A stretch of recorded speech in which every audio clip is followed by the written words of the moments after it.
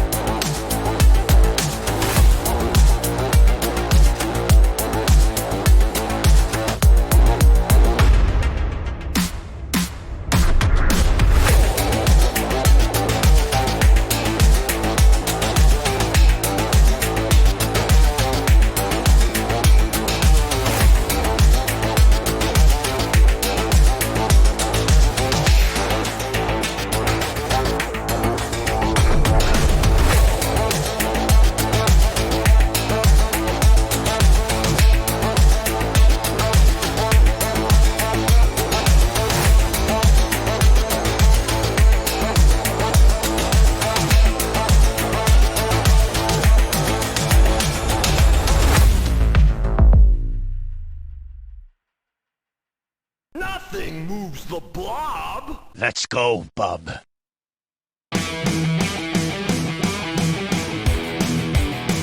And with that, we kill the music and we are back. Hello. Hey. All right. Oop. I think my light was flickered on and off. Anyways, so we are back. We have everybody this time. So hooray for that. So we are at issue 5 of season 2 at this point. Does somebody want to give us a brief recap as to where we left off? Can't be me. I do not remember everything. I remember getting bullied. We took a lot of notes. Yeah. I remember us going to DC. Yeah, basically we went to DC. Yeah, what? I watched the video. Oh, right. Yeah. Did you catch the whole game? Yeah. Oh. So we went to DC. Hyperion said he could duplicate the technology. We did not say exactly what it was for to the person running the organization who helped us out. Then we got pizza, and the other part of the triplets that Freddy was born to was a little bit meaner than what I was anticipating them being. So, Yeah. Really wishing, especially when you guys were in the Egyptian portion of the museum, I was like, damn, and I'm not there. Yeah, Stupid exactly. cold. Well, that wasn't the only thing, though. It did get a little bit bony. Oh yeah. Carmen. I wasn't there. That's right. Carmen's roommate. What they sort of did a "What can you do? Okay, what can you do?" conversation. Mm-hmm. I didn't tell her everything. I just told her the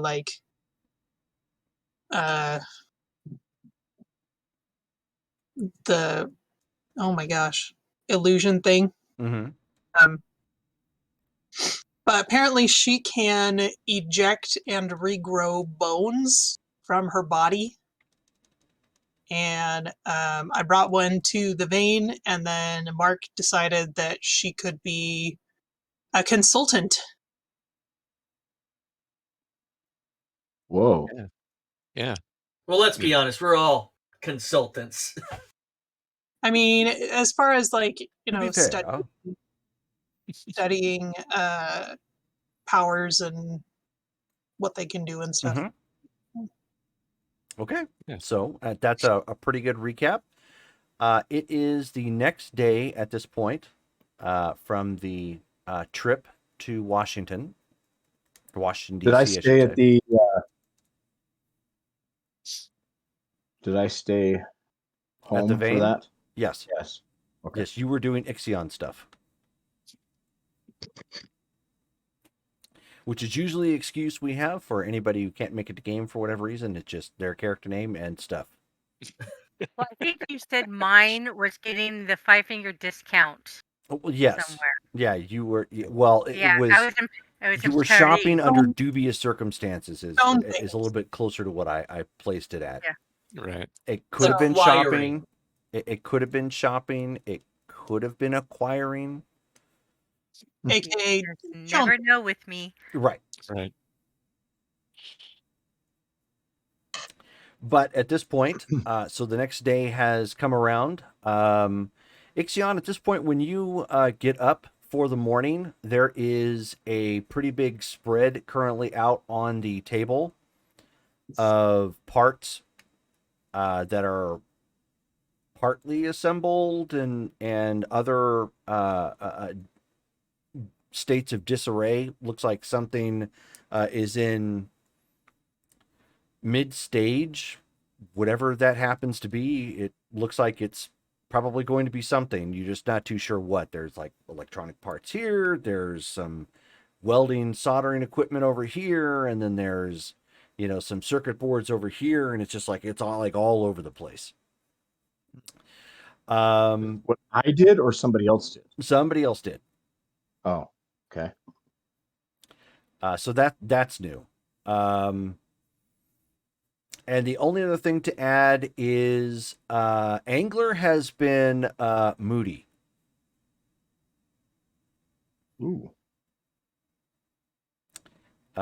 Usually personified by long and loud bouts in the danger room. That's different from normal. How? Yeah. Longer, and he walks out less satisfied looking. Okay. Mm. Usually when he walks out, it's either snapping his fingers because something didn't work quite right, and it's that partial discussion that somebody in the throes of discovery would kind of have with themselves, like, oh, what if I did this, and like just like in the midst of something. So it's not like negative, it's like their brain is active and probably just not focused on anybody because they're thinking about something. Usually it's walks in, shuts the door, sets it to like a certain threat level, lots of pounding, and just kind of mopes out. Hmm. I'm going to pop just right outside of the establishment and make my way in. Okay, there is an alarm that gets set off again.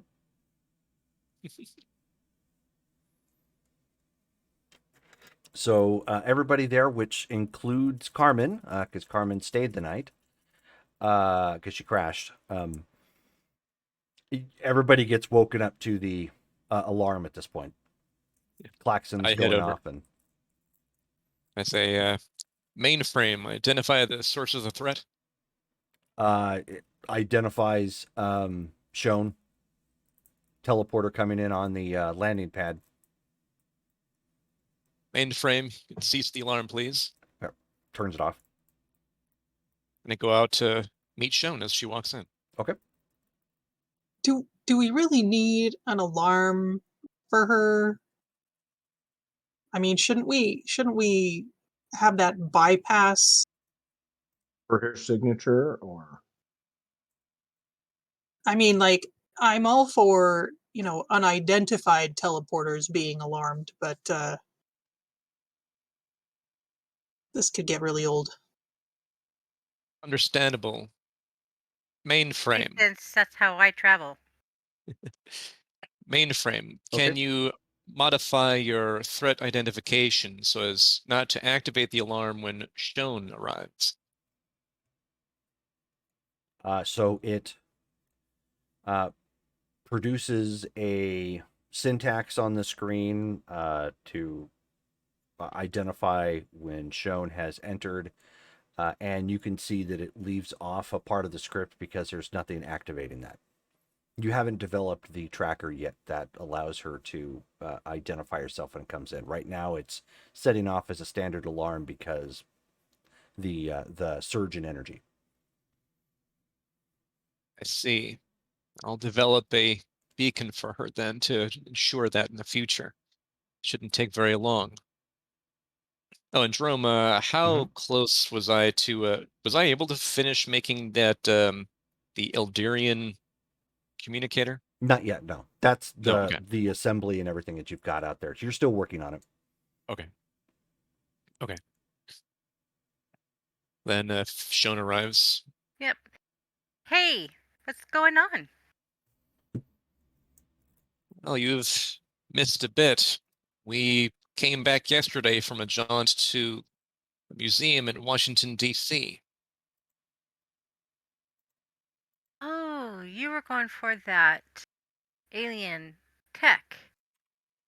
How'd that go? Well, in that regard, we managed to deduce how it works, and I am nearly complete in creating a prototype using earthbound materials rather than Eldirian materials. Once Hey, complete, hopefully it will increase our communicative capabilities. but that would be interesting to see. Meanwhile, how have you been? Where have you been? There was Fashion Week in Paris. Yeah, let's just say it was interesting.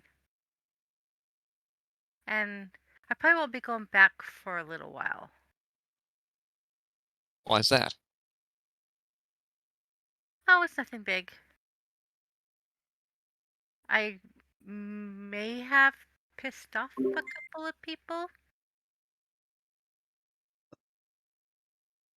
but it's okay. It's all good. They don't know who I am. Well, as long as this doesn't come to affect the legacy, I suppose it's all right. You don't think this is a threat? Just some people there. I mean, it wasn't like government officials or anything. It was more like designers. Of the fashion. Yeah. I'll have to show you the dress later. Very well.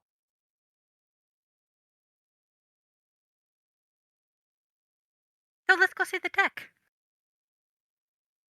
So I lead her to the bench where I was working on the thingy. Okay. And this is where Freddy will actually pop out of the training room, looking a lot more battered and bruised than normal. Okay. Oh, it's just Shion. Oh, gee, thanks. Good to see you too.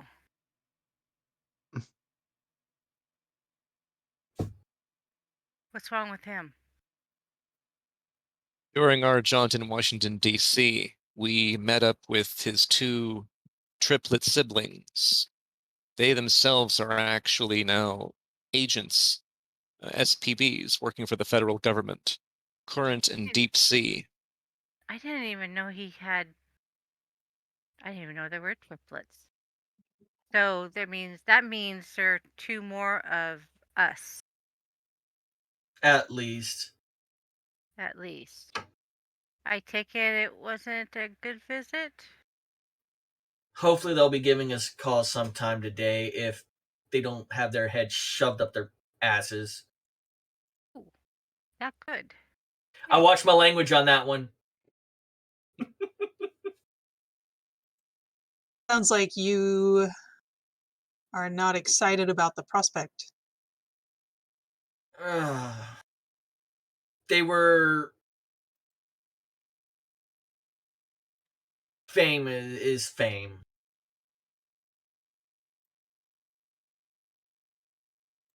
I chose a meager life, and shortly after, they got a chance to be heroes. Well, you're a hero here, so on them. Yeah, no one in this room needs explanation as to how families can be complicated. Yeah. Hopefully they'll be able to give us information about that power outage. And I genuinely forgot where it was. I wrote it down on a piece of paper and I lost it. Latvia? Latvia. Hopefully they'll be able to give us some information about Latvia and we'll be able to make a decision on what we want to do with it. Same time, once we complete this transceiver, we may be able to install it into mainframe systems and greatly extend our communicative capabilities. That was the initial plan, to see if we can lock on to Ixion's ship's signal. And he's going to leave the room and go make breakfast. I'll be right back. Okay.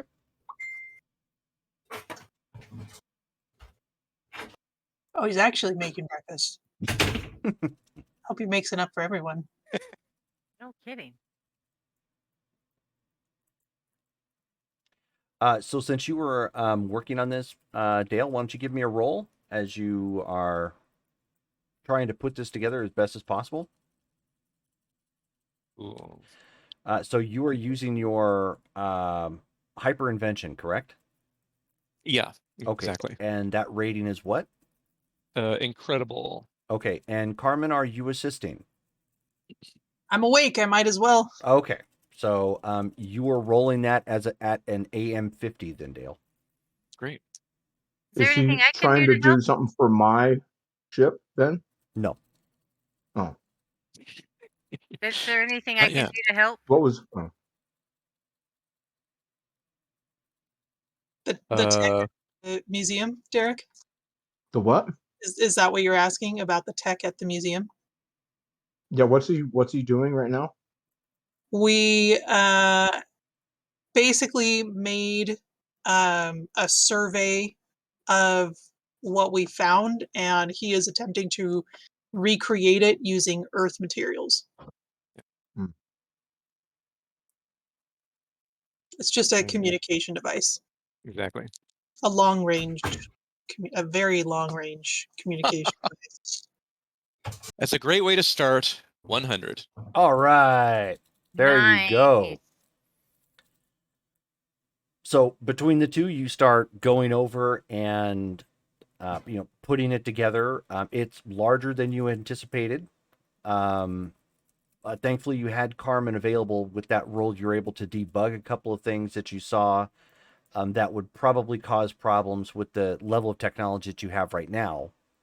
So you reinforced certain pieces of wiring, added additional circuit breakers and circuit boards, math code processors, so on and so forth, to assist in whatever else it needed for its communications array. And you have essentially something that is half the size of a satellite dish for satellite TV for this era.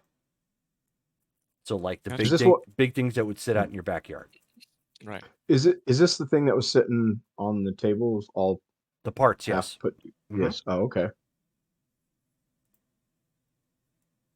And what is this for? This is a recreation of a prototype Ildirian communication device. This should increase the bandwidth that we can actually communicate with and the range as well. Ildirian.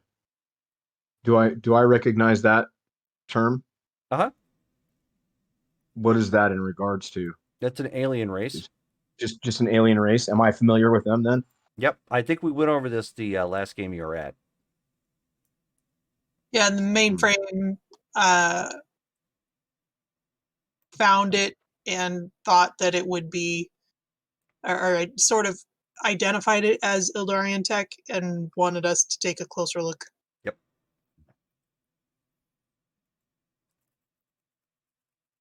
So he is going to make breakfast for everybody, by the way. Okay. Yes. Oh. So go ahead and pick up this machine, carry it over to the main computer bay, and I say, mainframe, can you identify a sufficient location where we can attach this array to your systems? It says affirmative, and it gives you a location. Part of it's going to have to be made, but you'll in essence have to make. You'll have to tunnel into part of the top of the mountain that the vein sits in, so that the device can fold up and retract and come up and down. But there's already there's basically already a pneumatic lift installed at that level. That part was never actually finished. It just raises up to included antenna right now, which this would be way better than that. Okay. Would we be able to just readily attach this right now, or do we have to do some digging first? You're gonna have to do some digging to clear a way for the pneumatic lift. But other than that, that's all you really have to do. You've assembled it at such a point with that roll that it's ready to go as soon as you can get it hooked up. Gotcha. So go ahead and set it safely on a table nearby. I guess that'd be the conference room table that we're next to. Mm-hmm. And then I looked at the team. Now, all we need to do is drill the material away so that we have clear access to the connection point for the Ildarian array.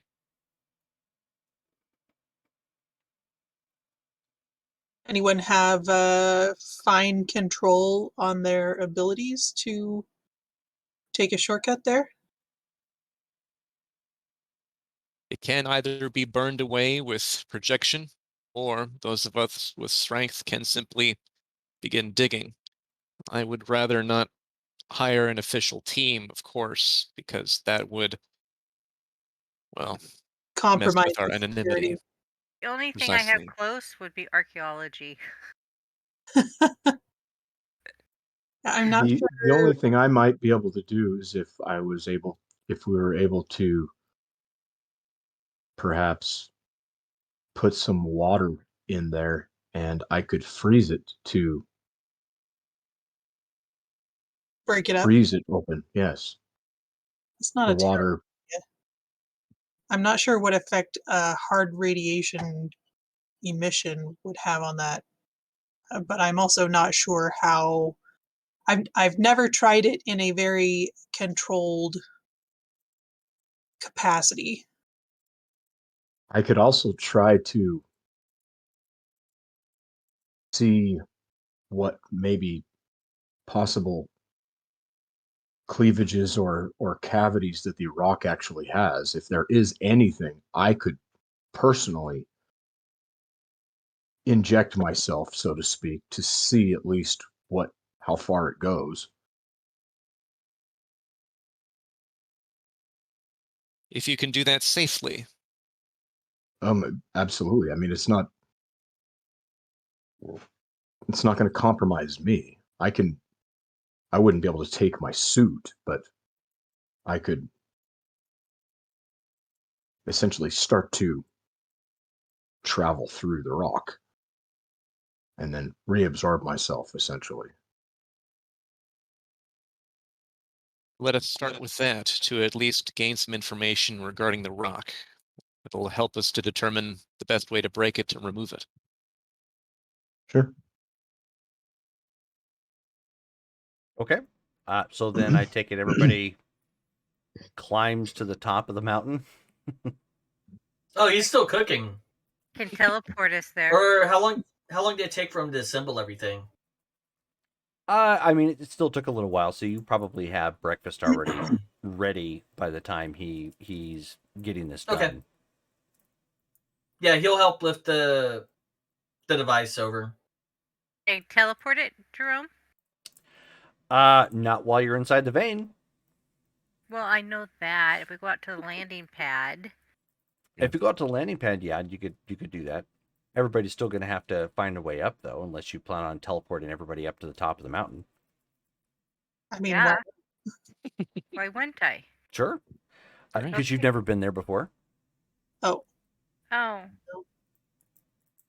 Has anybody got like a picture or something? Can she see the top of the mountain? Not from not the landing pad, no. No. Is there a place inside where she could see the mountain? Like out a window? Nope. If we're all out there now, I'd be like, Freddie, if you could transport her, fly her there. That way she has an available way. Then she can teleport us all at the same time. All right, I'll take that. Take the satellite up with me as well. Excellent. I'm assuming I have enough strength for that. Oh yeah. What's your 'Cause strength? even in the What night- is your strength normally? Strength is 10, but it's 2 column shifts up. Which is you max out at 1 ton, so you are totally sufficient to take her and the dish.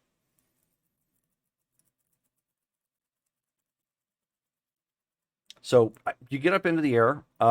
It's I'm not going to make you roll for it. It's not teleporting isn't difficult in the sense of like the range or anything. It's not that far.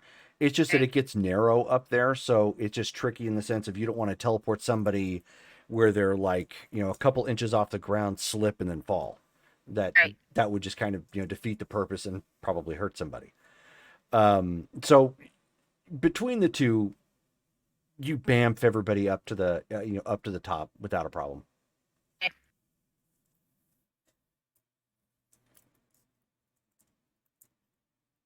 Ixion, if you would. Well, I basically start to, see if I can find any cleavages or crevices in the rock or anything else like that. And just basically, you just more or less would kind of see me start to get thinner, like seep away or kind of, just for my toes, basically. Yeah. Yep. So you go down. You can't see when you're down there. There's no like ambient light for you to see with. You estimate that you've gone down maybe about 4 feet. 4 feet. Mm-hmm. And then there's no other place to go as far as that part right there. But you just hit metal. Oh, because that's the dome of the. Yeah, that's basically the base of the vein. Oh, okay.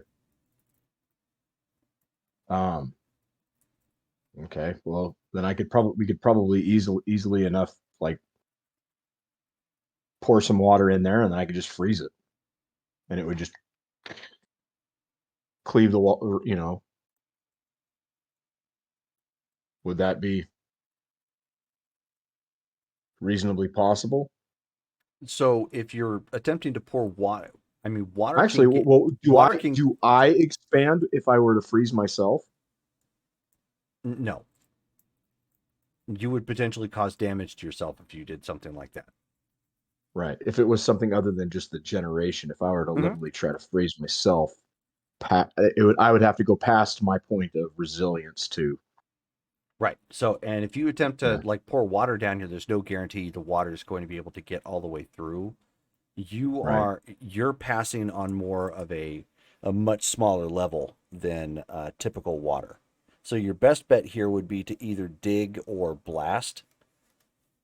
Or if you had somebody with like earth manipulation, just go heave, and be done with it. But nobody has that power. I can use my lightning.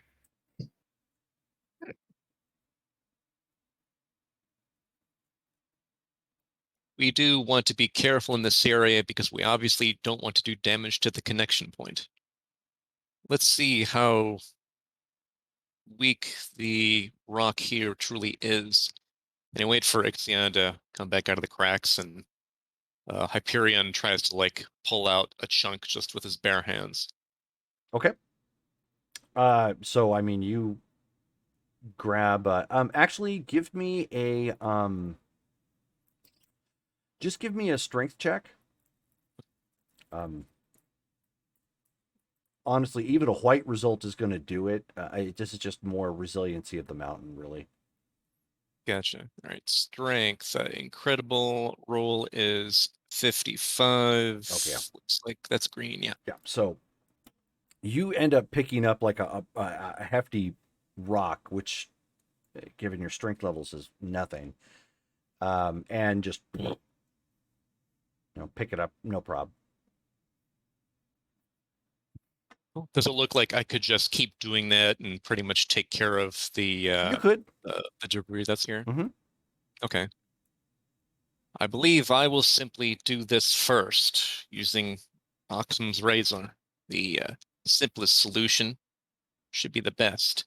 If we need any more fine control with regard to heat emission or blasting an area, I'll let you know.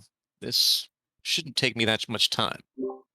I go ahead and start tossing rock aside and start just picking it up, toss it, pick it up, and so forth. Okay.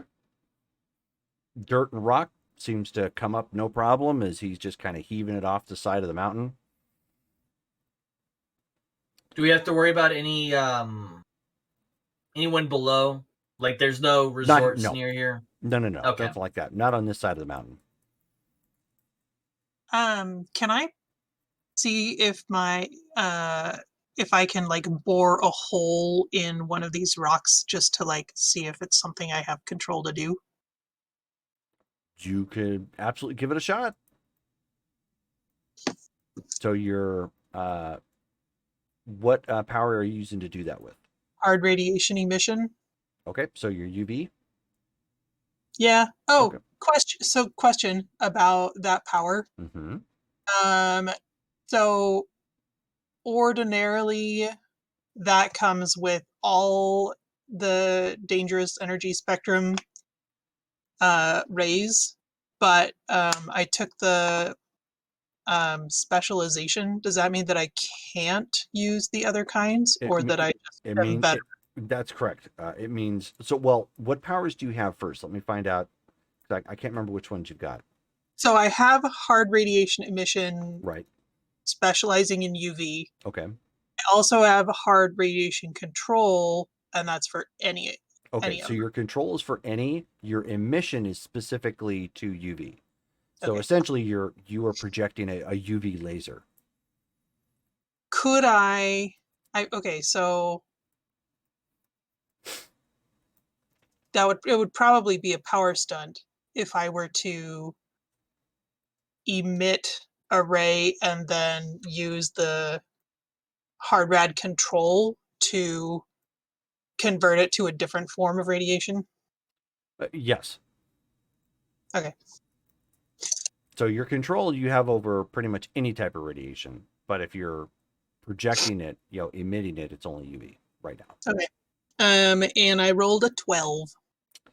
Okay, so you focus, and you end up kind of firing, and you catch the rock wrong, and it zips off. It zips off the rock into the air, just like pew. But even striking the rock, what's your power rank?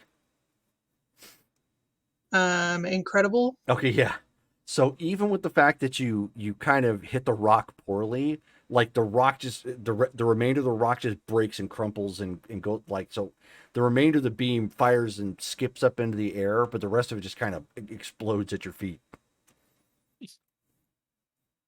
Okay, well,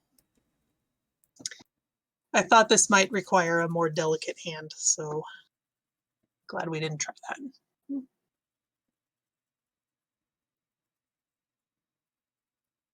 Eve. And just for clarity, since I know you would fully understand this, your power rank right now with UV emission is one step below Cyclops when he first came out. Oh, Woohoo! dangerous. Yeah. So just to give you kind of a scope. Okay. Good to know. Luckily, she As a luckily player, she just obviously the character wouldn't know that. Right. Yeah. luckily she has more control over it than he did. Oh yes. But now she doesn't get the cool shades. She could still use the shades, but it just wouldn't be dependent on the shades. They don't Here, come out of my here. eyes. They come I'll out of give my you hands. mine. Yeah. They come out of my hands, not my eyes. She needs ruby gloves. Yeah. Ruby gloves. All right. So it doesn't take long. You make a rough hole, 4 feet down, until you get to the top of what would be the vein, essentially. Do I see a clear spot where we'd be able to connect the device? Well, no, because the pneumatic lift thing is down right now. You'd have to actually have it lift up. Okay. Were there controls around here, or would we have to do that from like within You have the to vein? do it from within, but Okay. you're on top of the vein. It's not like you can't just radio it in and ask mainframe to activate it. Right, exactly. So go ahead and say, Hyperion to mainframe, you may activate the pneumatic lift. Okay. So within a second or two, it does. It's grinding all the way up and catching, because it's not an exact hole. So it's catching on some of the dirt and rock, and you just lifting up, but it gets up no problem. So clearly, it's going to take some modifications up here to make this appropriate, and then of course a cover too, so that way it doesn't get subject to the elements. Mm-hmm. Okay. And camouflaged. So at this point, now if there's like a clear spot to connect it, I go ahead and work on that. Okay. Yeah. So you go ahead and give me a reason check, just to attach everything correctly. Right. Reason is amazing. 1. All right. Wow. This is where he finds the samoflange Yes. and So- attaches it. So He invents the number 11. So he reticulates some splines, realizes that he doesn't have the appropriate samoflange, and he just, you're like coming up with straws at this point. Carmen, would you like to give it a shot? Yeah, and maybe I should watch what he's doing. Kind of. Not do it. Yeah. Why don't you give me an intuition check first as you're watching him put it together? 23 All right, and your intuition is what? is incredible. Oh, I don't think that's going to be enough. 23. Nope, not yep. quite. Almost. Okay, so Guess it looks okay to me. yeah, but it didn't. It didn't work out. So He's go like trying ahead to put and this screw in, and he like glitched, and he's trying to screw it in backwards. Right. And you're like, looks good to me. so yeah, and he gets it set up, and it it doesn't get it set up. He completely botched it. So go ahead and roll to set up at this point. You'll need a yellow result. 66. That's a little bit better. On your reason. Oh, that's amazing. So that's a yellow. Yep, that'll do it. So that's just good enough. Okay, so you realize what you missed and what he missed. Now that you've had a chance to sit down and work on it, and you connect the appropriate wires and fasten it down correctly.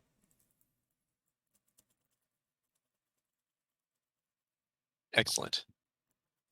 Mainframe. Activate the array. Okay, so you guys all have to take a step back as the the dish kind of unfolds and comes back around. How big is it? It is half the size of the large satellite dishes that you would see for satellite TV at this time frame. Okay. So those big backyard monstrosities. So roughly a 5-foot diameter, give or take. Something like that, yeah. Because those other ones were pretty dang big. Mm-hmm. Right. Yeah, I remember them. Yeah, and if your friend had one of those, you're like, oh my gosh, can you reach Mars with that? And they would brag about being able to watch East Coast and West Coast television. Yep. Right. I actually had friends who had it. Fancy. Yeah. And now we just have like a little tiny box like this that we could watch like Siberian broadcasts for all intents and purposes. Yeah. Yeah, exactly. Yeah, pretty much. Yeah. So it activates. You hear a squelching sound in all of your communication pieces. Turn down the gain. And then it goes away. It goes away, a couple seconds after it activated. A warning would have been nice. Apologies. Mainframe. Do you find that the array is working? Calculating.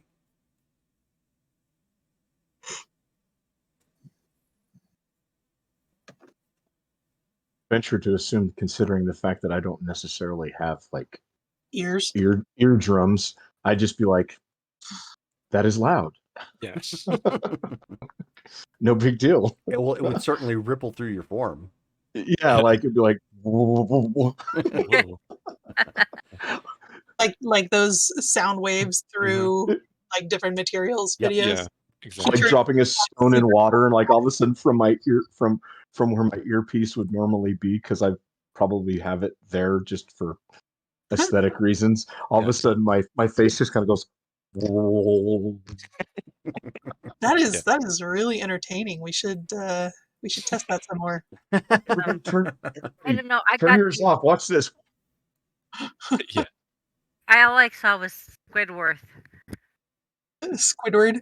Yeah, when what's his face was tripping out and he was doing the whole kind of with his face going boom boom boom. Yeah, that's what.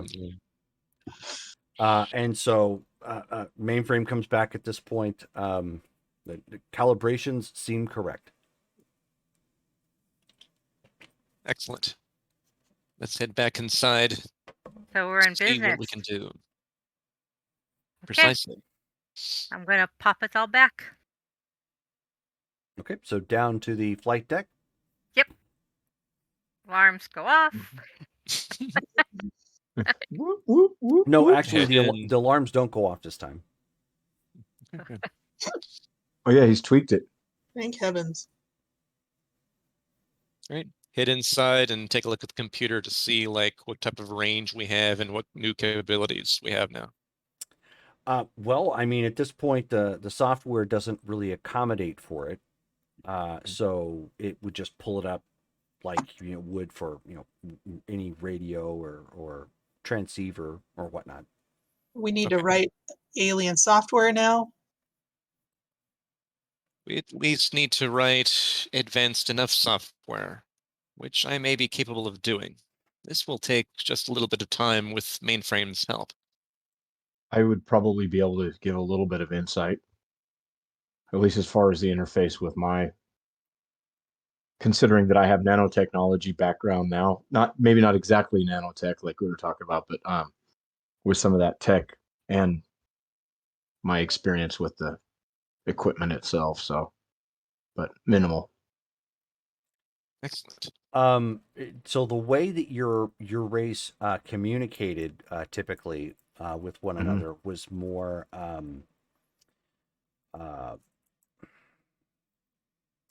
ultimately it would sound more akin to whales.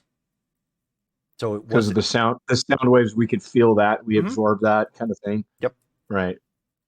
And could then in turn project it, through something different as it passed through or whatnot. So in theory, and I'm just curious here because with my alien studies and my biology genetics, because I've studied the human animal Mhm. and other animals here on Earth being my specialty. Was I able to directly communicate with like whales and dolphins and stuff like that? No, but you found the parallels, yeah. So I mean, Oh, if you okay. had the appropriate technology to, because the problem is it would be no Like I don't know different. what word they're saying with, Yeah, exactly. So that's the problem. you know. You don't understand the intellect behind it as to Mhm. what they're trying to say. You just recognize the fact that it's on the, it would be in essence somebody hearing English and like a proto English at the same time. Like you get it. You're like, okay, I I recognize that these are words. I just have no But I don't idea what understand. the heck he's actually saying, or like, or you, if you pick up on something, did that really mean the same thing? Right. You don't really Like know because you don't you just know. got dropped off in the middle of the bush in Africa and somebody's going and they're talking to one another. You know that they're communicating with one another, Yeah, but you have no idea what they're saying. right, exactly. More Right. like you were dropped off in Scotland and they were only speaking the local language and they weren't speaking it slowly so you can understand some of the stuff. They were only speaking it super, super fast. Right. So if you did catch a word, it's like, did he actually say them? Right. I heard You catch haggis. like He every, said haggis. yeah. You hear like one out of every 10. You understand like one out of every 10 words. Yeah. But okay, so something similar to that, like as I'm listening to whales, I'm like, did he just call me? What did he say about my mama? The equivalency or something like that. But like you like when you're in underwater, you can hear, like I can project my, not my voice necessarily to communicate, but I can, Yeah. you kind of, so okay. So if given time, that was one of the things that you'd be able to do pretty quickly if you had the appropriate devices. Sit down and analyze it, like, because of your familiarity. That would have been something you could have done. It just, lack of technology to do so. Directly communicated with Yep. those that used, or even like, would I be able to, could I hear bats too? No. That's a little bit too high frequency or Yeah. something, or Hmm. that'd be more akin And to like actually be able to hear. bats are doing it through the air, not the water. So it's a little bit less substantial. Uh-huh. Right. Even though it's still sonar, it's less substantial in the Right. air. Okay. Mhm. Okay. The lower frequencies I could hear though. Yep. Yeah. Okay. So Hyperion would then try to see about building that software so that we get the full capabilities of the device. Okay. Give me another hyper invention. Cool. Okay. Would my computer's talent give me a bonus? It would. Sweet. Okay. All right. So then that would bump that to amazing 95. Ooh, look out. You're So just you sit down, Check. for some software design. You're like, oh, well, this isn't all that difficult. You're like, I can, you know, take this application that's, just recently been floating around online. I can modify this and ta-da, and you just come up with something very crude and rudimentary looking, but absolutely works. Excellent. All right, get that installed, and then take a look to see now what mainframe's communicative abilities are. Mainframe has the range on it based on what you're looking at, has the capability of reaching low orbit. So he can actually communicate directly with satellites. And in doing so, he can basically bounce that off to communicate anywhere on the planet. Excellent. Oh. Excellent. Now, if we have the ability to know what frequency Ixion's ship transmits on, we have a better ability to actually locate it, no matter where it is on Earth. Ixion, do you have any of that information? Do I have like the ability to know like a distress call to the ship or something along those lines, or something like that? Or What do you mean? Oh, I don't know. Like, what is how does the communication from ship to ship, or ship to base, or ship to person, or however, how does it work? Is it Well, something that your like communications in the ship obviously had to work off of a type of radio frequency, because there's no way okay, that you would be able to communicate through space the way you would with right, your own alien race. right, right? Considering we're water bound, more or Right. less. Mm-hmm. Not specifically water bound, but most of the planet's water anyway. But yeah. Correct. Um, is there so I I would I would hope that I'm familiar with at least the frequency of what it is. Mm-hmm. Like the operating frequency, I might not know exactly how to build the radio, but I know that it operates at, Yes. 620 million hertz or something like that, Mm-hmm. You do. You also Right. know, based off that, you're not military, so or even a typical traveler, so you have very limited, uh, uh, we'll say, naval skills where that is concerned. Mhm. But you do know the basics, because you would have had to have learned that, to Mhm. pilot the ship.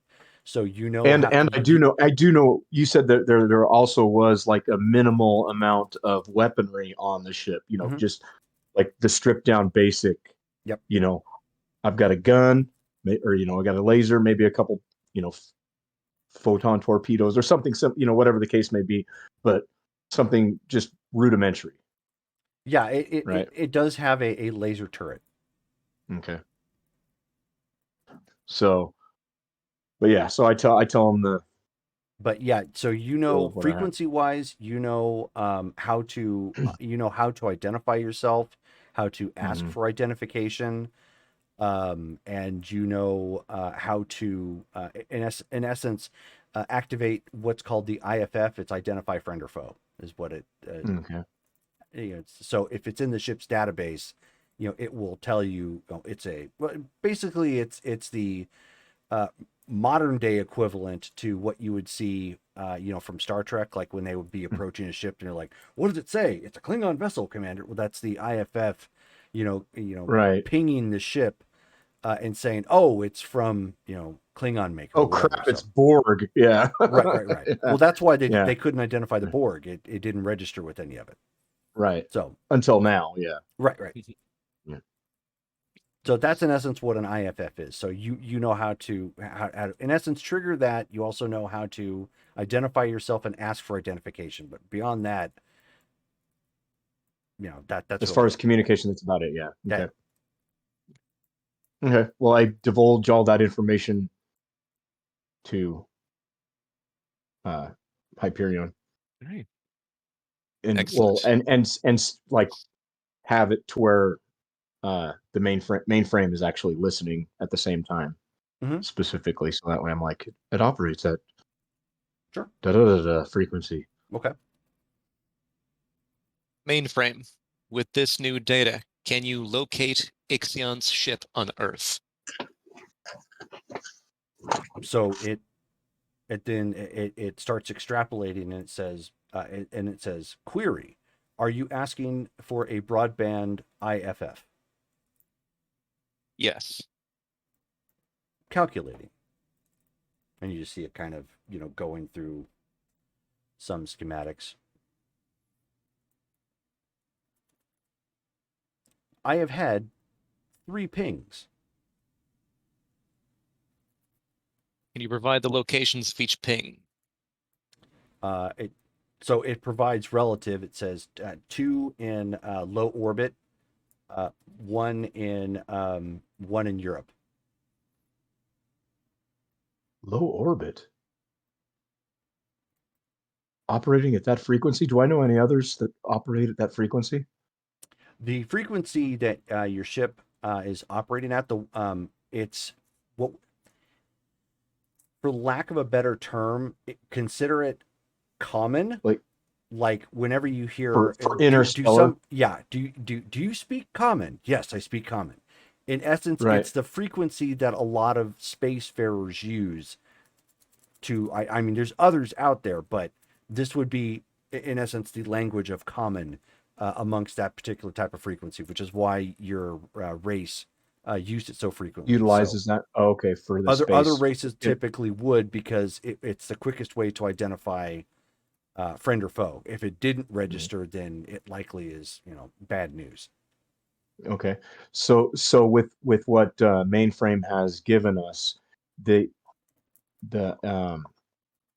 it's given us the information that there's two potential friends in low orbit and just two potential pings in low orbit. Oh, pings. So we don't know if it's friend or foe as of yet. Correct. Okay. Right.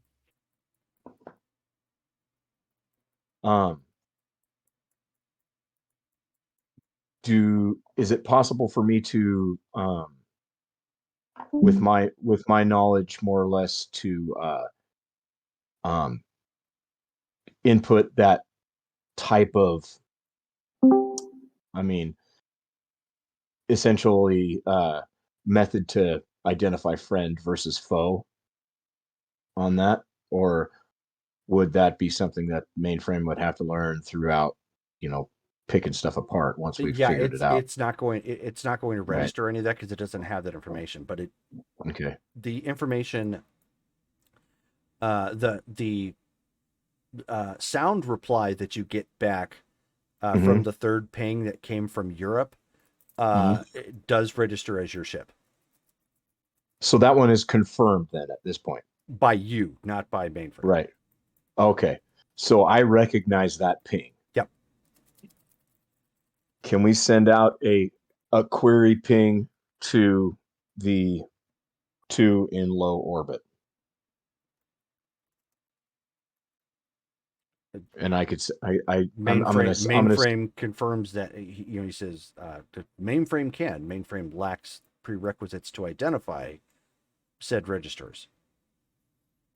If you can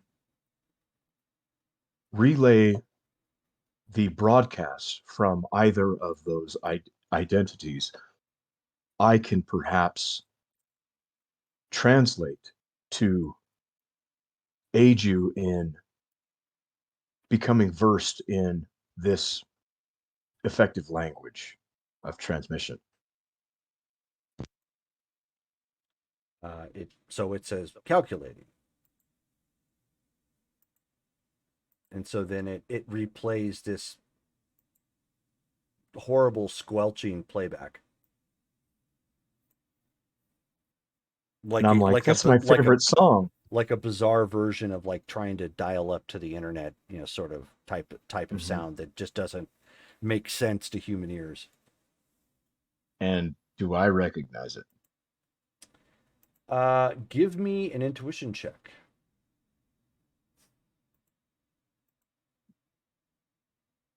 88 on my 10.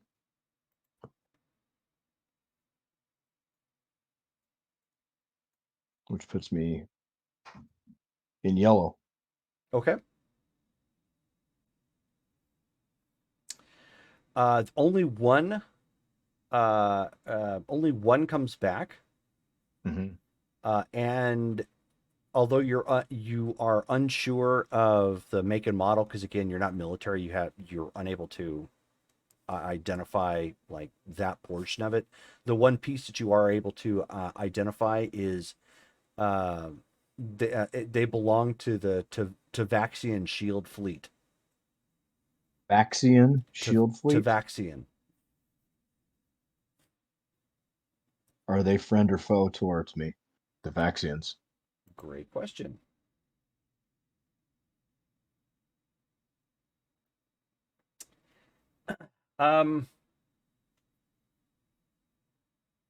Let's just say there's no history of warfare between your two races.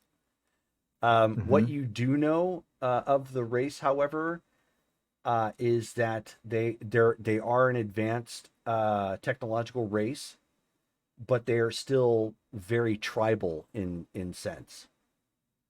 Okay. They live and die by their honor and their sense of community and to their family. Ooh. My- That Go might ahead. be something we can exploit a little bit based on our family ties here. My notes say, well, we have a communicator of theirs in the trophy room. Oh. And the computer says they are red-skinned humanoids with 3 fingers and 4 toes and very long hair. And there's a note that says, "Do not trust a bald Tavaxian." And you have Daddy to thank for those notes. Yeah. out of character. Yep. That's what my notes say. No, I know. It's because you guys went to the trophy room and you saw some of the trophies, and one of which happened to be that. You were absolutely correct. Give me just a Good call, moment, Brittany. real quick. Okay. I'll be back in just a moment. Sure. Okay. So while Ixion is currently pondering a whole lot right now, as you guys have made these connections, what are the rest of you doing? Going to try and develop that power stunt again so I can actually control the plasma instead of just tossing it around willy-nilly. Okay, so he marches off. He doesn't care about what's going on. He marches off to Danger Room. Come on, baby. Let's do it today. Nope, that's a 15. Okay. More frustrated sounds come from the Danger Room. So I just rolled 100 for my power stunt which is attempt to add sound to illusion. okay. So that was your first one, correct? That was my first successful one. Okay. So now you have a power stunt. Every time here out, you need to make or for the first, I think it's 3. You need to make red results, and it'll start going down from there. I 3 think you red said results. 3, 3, 4. 3 red, 3 yellow, 4 green. Is what I believe you said. Can I make the how frequently can I Once per game. Okay. And this was my once. Yep. So you now have it as a viable power stunt. You just have to roll really high in order to use it. Okay. And I spend 100 karma. Yep. Okay. Woo. It only took me like 2 months. Progress. No.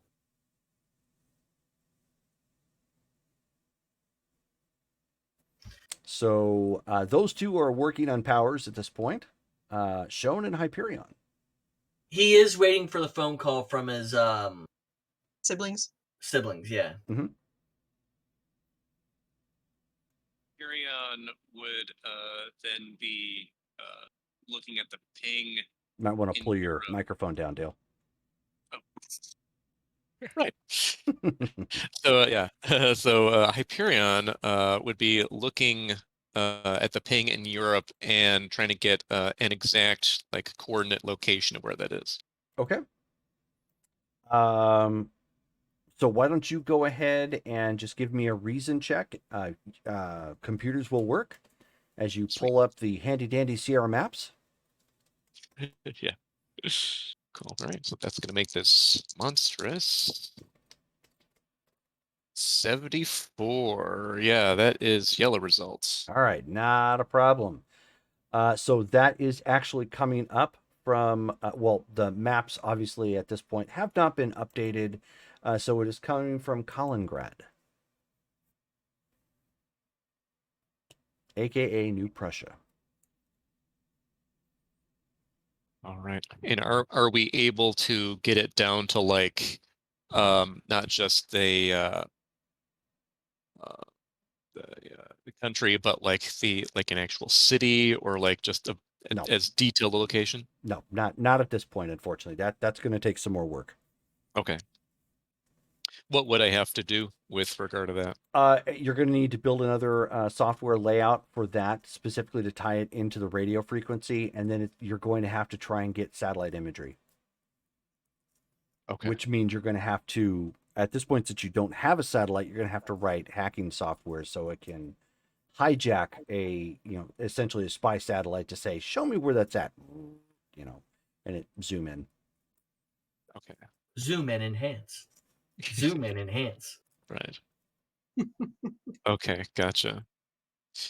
Well, then in that case, I explain it looks as if in order to get a more exact location, I will need to update the software. I'll be working on that currently, unless there's anything else anybody needs me for.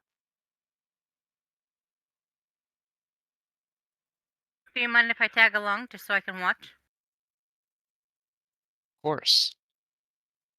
I mean, I haven't really mastered the whole computer stuff yet. Well, if you have an interest, I can show you. Make sure to pay close attention. It can get complicated. I can do it. And with her watching, I work on creating let's see, with the two types of software, I guess first I'll work on the one that will improve the connection capabilities. To basically tie it into maps. Right. Okay. That one's not hard. That's just ultimately taking Sierra maps in essence and tying it to where it's at. It's the other one that's going to hacking program so that it can actually hack into a spy satellite to take the actual picture to give you a rough geolocation of where it might be. That's going to be the harder one. So go ahead and roll for the first one. Just need a green result. Gotcha. What are we doing now? Trying to locate my ship. Hyperion is coding. And I am watching. Right. That is a 65 and yeah, yellow result. Yeah, so you're good. That's not a problem. You've now got it integrated so that when you ping for something of that nature, it can at least pull up the Sierra Maps equivalent to give you like where it's going to be coming from, so you don't have to look it up manually. Now you're going to write hacker code. With that, from the attack on Quantum Unlimited that Dr. October did, I believe I still have the sample of the hacking software he used on us. Would I be able to use that and repurpose it for our needs? Who's again? Dr. Wait, Dr. October? October? Right? Dr. October. Okay. Yeah. You sure could. Cool. Okay. I will do that then. All right. And let's see, that's going to be make it monstrous again. And 37. That does make a green result. Mm-hmm.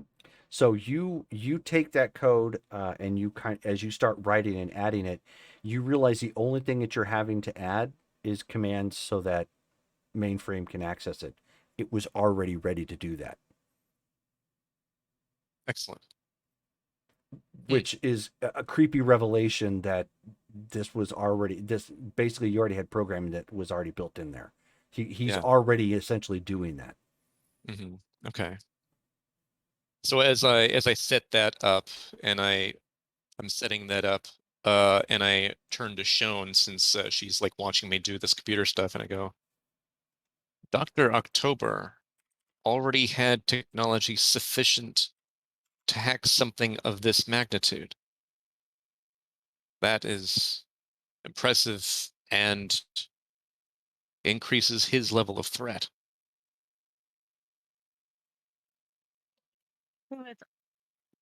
Who is he again? Did I know about him? I don't think so. You may not have run into him. Dr. October. He is an individual that a few of us have run into before. a supervillain that uses advanced technology for his own aims. He seems to attack high technology firms, steal their information and technology, and repurpose it for his own criminalistic ends.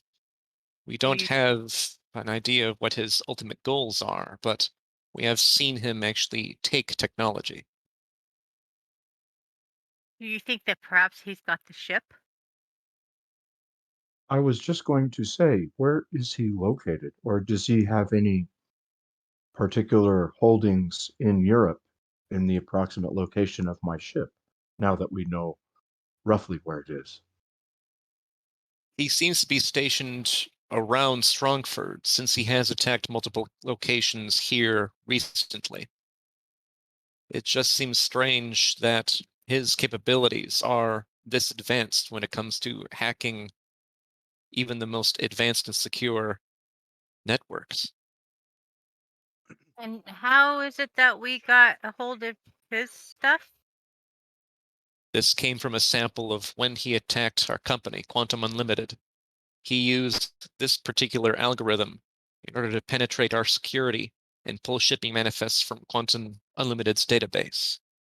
I managed to quarantine a portion that was accessible, and it seems to do more than the trick. All I've had to do to modify it is add simple commands so that mainframe can easily access the ability. That's cool.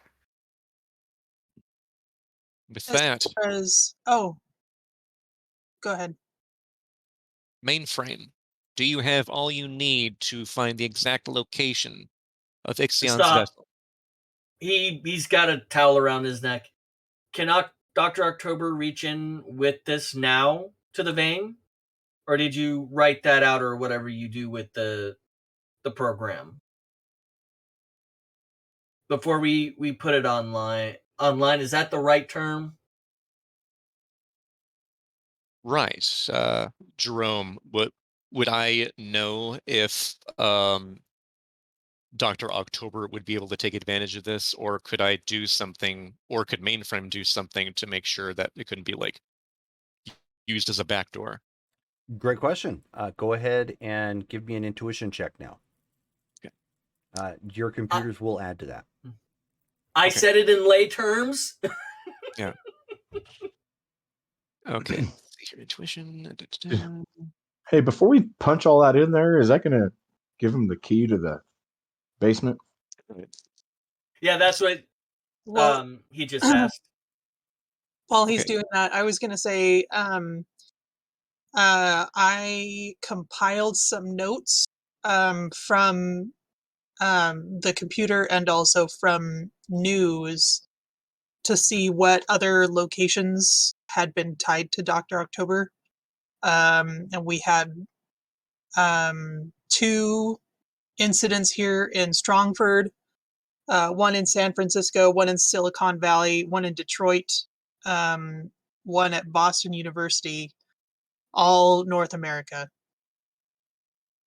So he hasn't been in Europe. Mainframe, are there any known entities, whether it be governments or superhumans, that reside or work out of the area in which my ship is located? That is known. Rephrase that again for me, out of character. I'm asking if there's anything that mainframe has data on, like if there's anybody that works, like, okay, it's known that now that my ship's in Paris. Do we know of anybody that works directly out of Paris? So you're wanting to know if anybody works directly out of New Prussia? Is that where He's my looking. ship is at? Yep. Okay, yeah. Then like I want to narrow this down as much as possible. Like, Sure. I mean, okay. if it's, I mean, obviously I'll it'd probably get be like local I'll government, but right, yeah. I'll get to that in just a second. So Dale? Okay. Yeah, so I had an effective remarkable, rolled a 74, which makes it a yellow result. Okay. Oh yeah. And Davy Jones has popped in, so he's watching us now. So how's it going? Hey, Davey. So you take a look at it, and 100%. you can confirm that. I mean, he wrote the code, so he could easily slice his way back in, and it would give him access to mainframe. Then would I have any ability to like prevent that from happening, to like rewrite the code accordingly? Not from rewriting the code. No, you would have to put, in essence, have to put installments like blocking off, fire, in essence, firewalls, blocking it, blocking off through internet Backdoors. security and backdoors and whatnot. Yeah.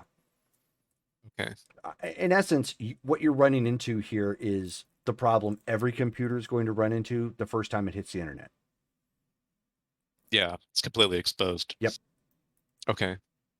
Do I know about how long it would take me to create those like safeguards? That's going to take a while. Okay. All right. So then I say, But not to interrupt, but you would also Right. know, it just like with any other hacker, they would have to know that you were doing it. So at this point, if you're trying to hop across a network to hijack a spy satellite, for example, the ones you're going to have to worry about are the United States government. okay. All right. So then I say, it will be possible for Dr. October to use this to access our system, if, of course, he even knew that that was happening. If Does we he don't use, yes, does he Sean, does he know that we have it? he does not. Okay. Well, I say take the risk then.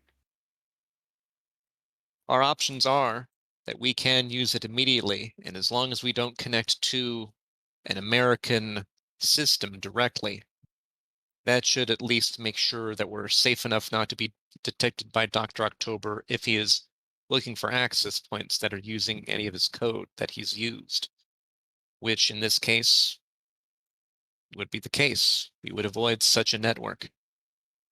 However, in the short future, I can work on developing safeguards to ensure that if he were to find it, he would still run into a firewall in our system, preventing him from hacking mainframe. Do we know where these other spy things are at that are not associated with the states? Mainframe, can you locate the locations in orbit of the two pings? Negative.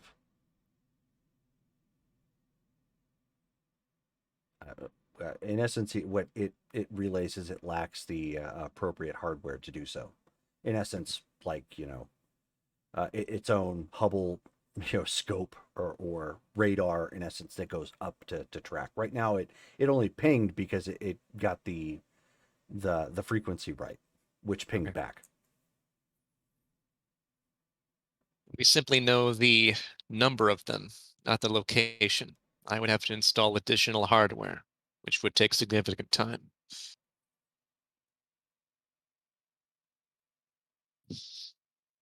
I believe in order to locate Ixion's vessel, we can do this. We only need the information for a few brief moments.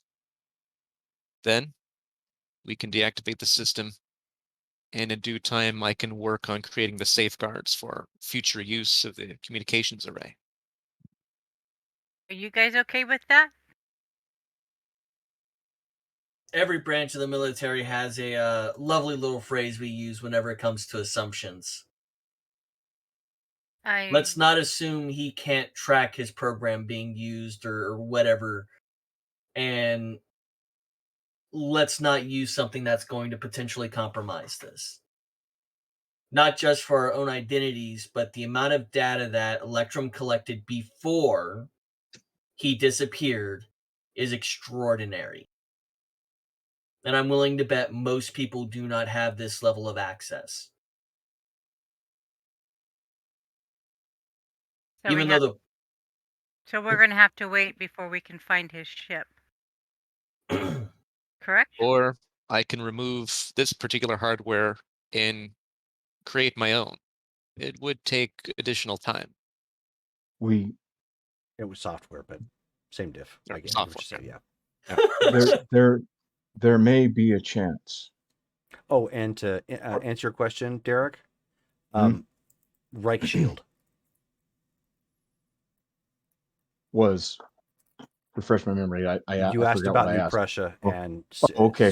super villains, or he confirms Reich Shield. So The big Probably bad around Levadia or Levita or whatever. Latvia. Yeah.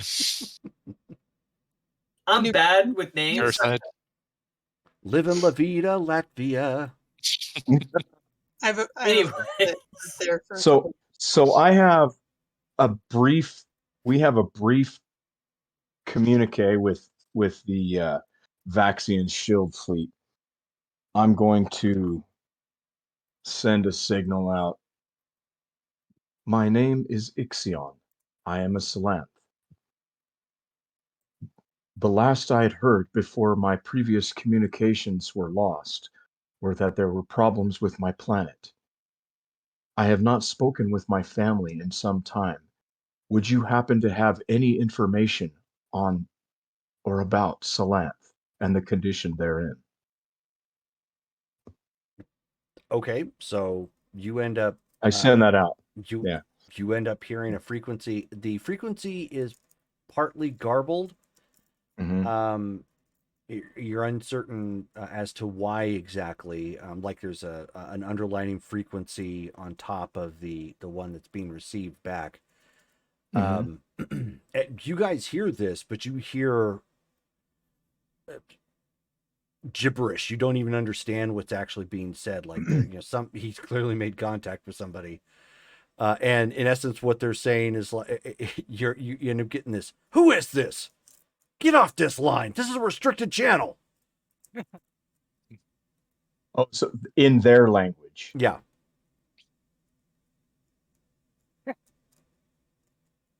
Did they understand it? I wonder. Probably not. Do you have another frequency I can communicate freely with? So there's a there's that squelching comment back. Mhm. And they reply back and there's like closing this line down. Get off the channel. Nice guys.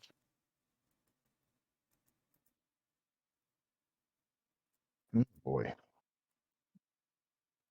And Ixion's the only one who can understand the.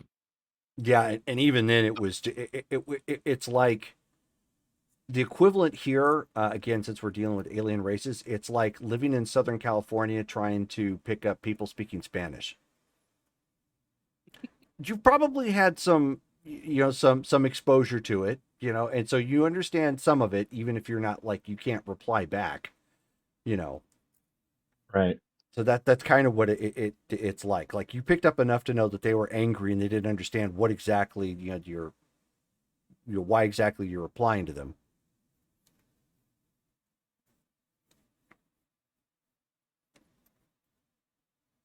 How much of this did we hear? Oh, you heard the whole thing. You just Okay. didn't understand Didn't any of it. understand it. Got it. What You What was said it sounded like there was an underlying frequency. Yeah. Mainframe, were there multiple frequencies being sent at the same time? Affirmative. Can you differentiate and play them independently? Negative. Mainframe lacks the visual codexes appropriate to transliterate the signal. Boy, we got a lot of updating to do. There were multiple wavelengths of communication coming through, but what I was able to discern initially was that it was a I'm assuming military frequency, and they said they closed it down after my second communication.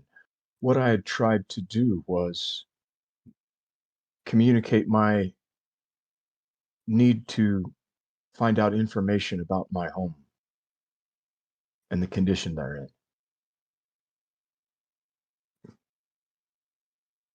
and it was met with standoffishness. Maybe not hostility, but it was not well received. And that is a potentially new extraterrestrial threat.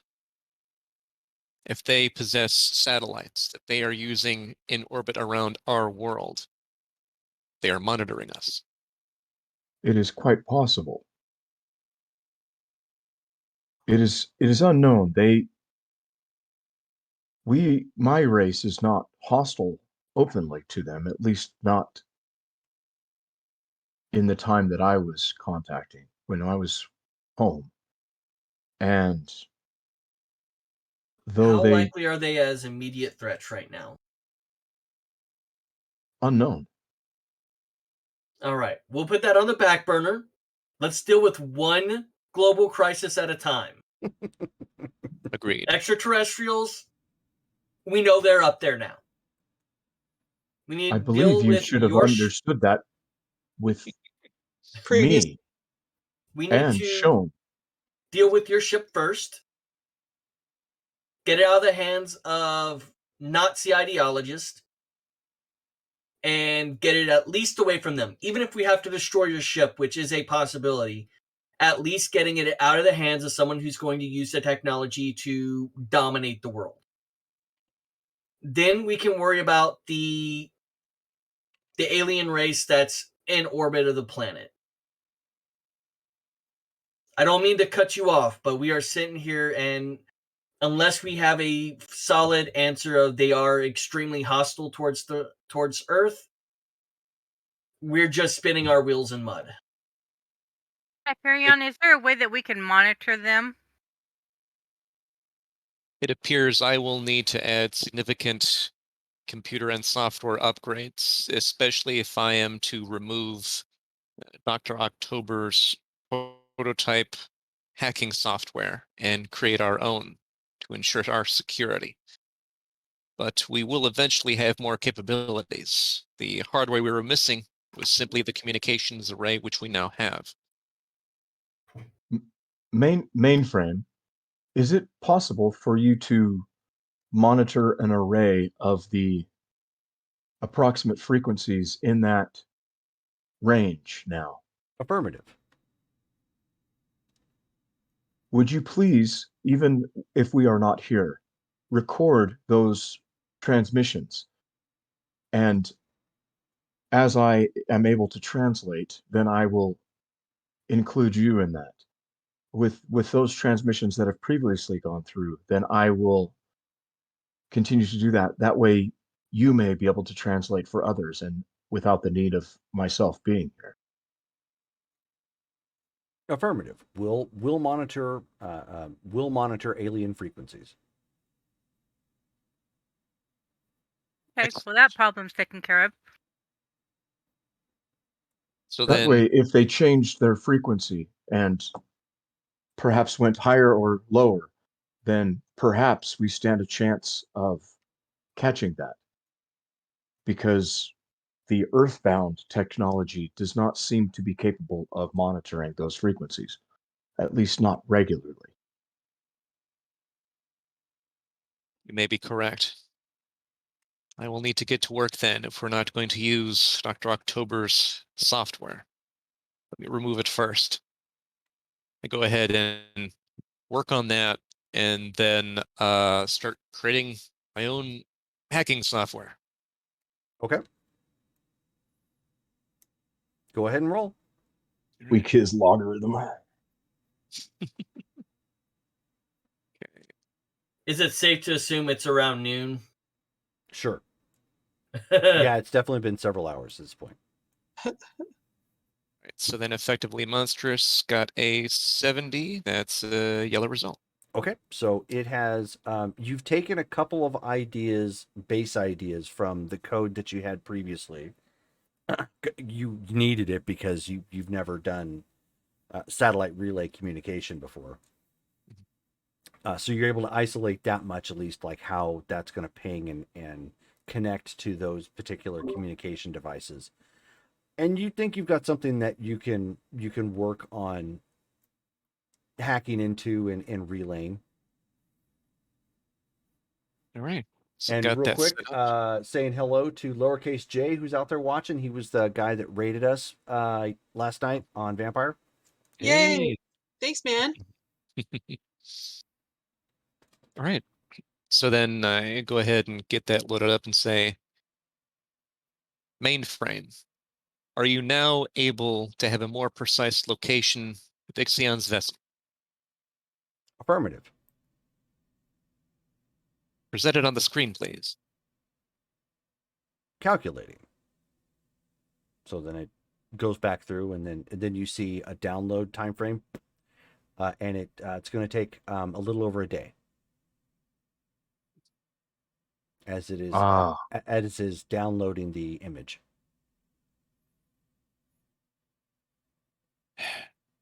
Looking at That's looking back when at- you realize that mainframe asked for a T1 upgrade a couple days ago. Would I have any way of modifying that speed, or would I have to like go get new hardware to You're gonna have to install you're gonna have to build or get new hardware. Yeah. What is Okay. mainframe using AOL? Welcome. Pertmere, you've got You mail. got mail. Yep. I will need to now upgrade the hardware capabilities of mainframe and the vein system with the internet connection. Which that's actually legit real world technology. So with your hyperinvention, you can actually do that like right now. Yeah. It's gonna have to pause to download, but I mean, it's not like it's gone very far. out of character. Can we hurry up and download Metallica before they have their tissy fit on? Napster bad. Yeah, Napster bad, Fire bad. Oh my god, you actually remember that web series? Yes, okay. I do. Classic. It was an old website called Camp Chaos. Mm-hmm. They did a whole bunch of little jokes like that. All right, so Hyperion then goes and gathers some materials to work on building that new internet connection. Let's go ahead and roll that. Would I be using hyperinvention for that? Hyperinvention. Yep. You're basically building a T1 line. Okay. The modem and whatnot. Cool. Okay. Would my computers and or like mechanical engineering or computer engineering talents help? Neither of those actually. You would need electronics for this. Oh, okay. All right. So then just add incredible. Only. You only need a green result though. I mean, you're just basing it off of existing technology is all, so it's not going to be too hard.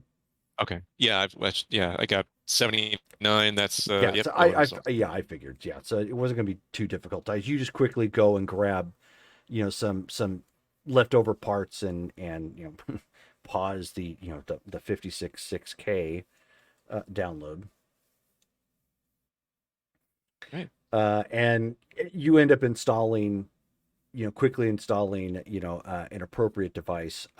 You're going to need to upgrade the lines as well, but it can, as far as like locally, but since it's going off of signal, like satellite signal, it's not quite T1 ready, but is way faster than it was before. So it only takes like maybe 30 minutes to get the full image, because it's high res, so it's like it's pulling it down and whatnot. And as it's pulling it down, mainframe warns that it will need hard drive space upgrades. Understood. All right. Let's see. For its abilities, would I be able to create that new storage system for it using materials I've got, or do I need to that you're gonna have to go out and get? Okay. Yeah, you've pretty much used up the available scrap pieces at this point in the vein. Okay. All right. Well. Hi guys, I'm having issues with my USB port. Oh, okay. It appears as if we only need to wait for this image to now download. This will be significantly faster. In the future, I will be upgrading the surrounding lines, and I will need to increase the storage capacity of mainframe. That will be in due time. So when the image comes through, it looks like it's based off of the Capitol building in New Prussia.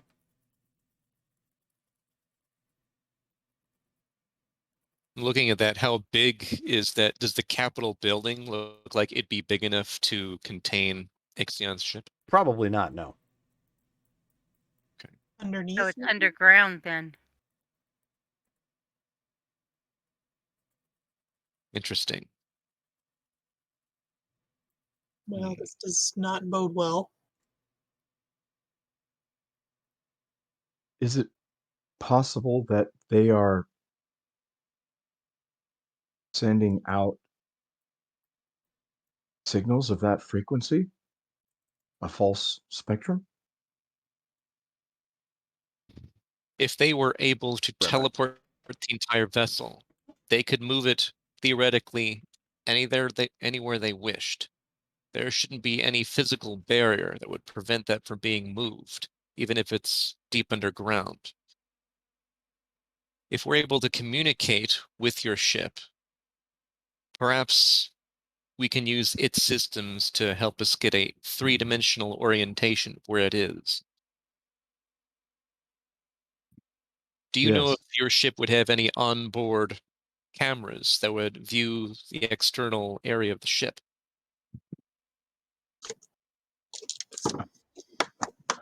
I will have to ask Jerome.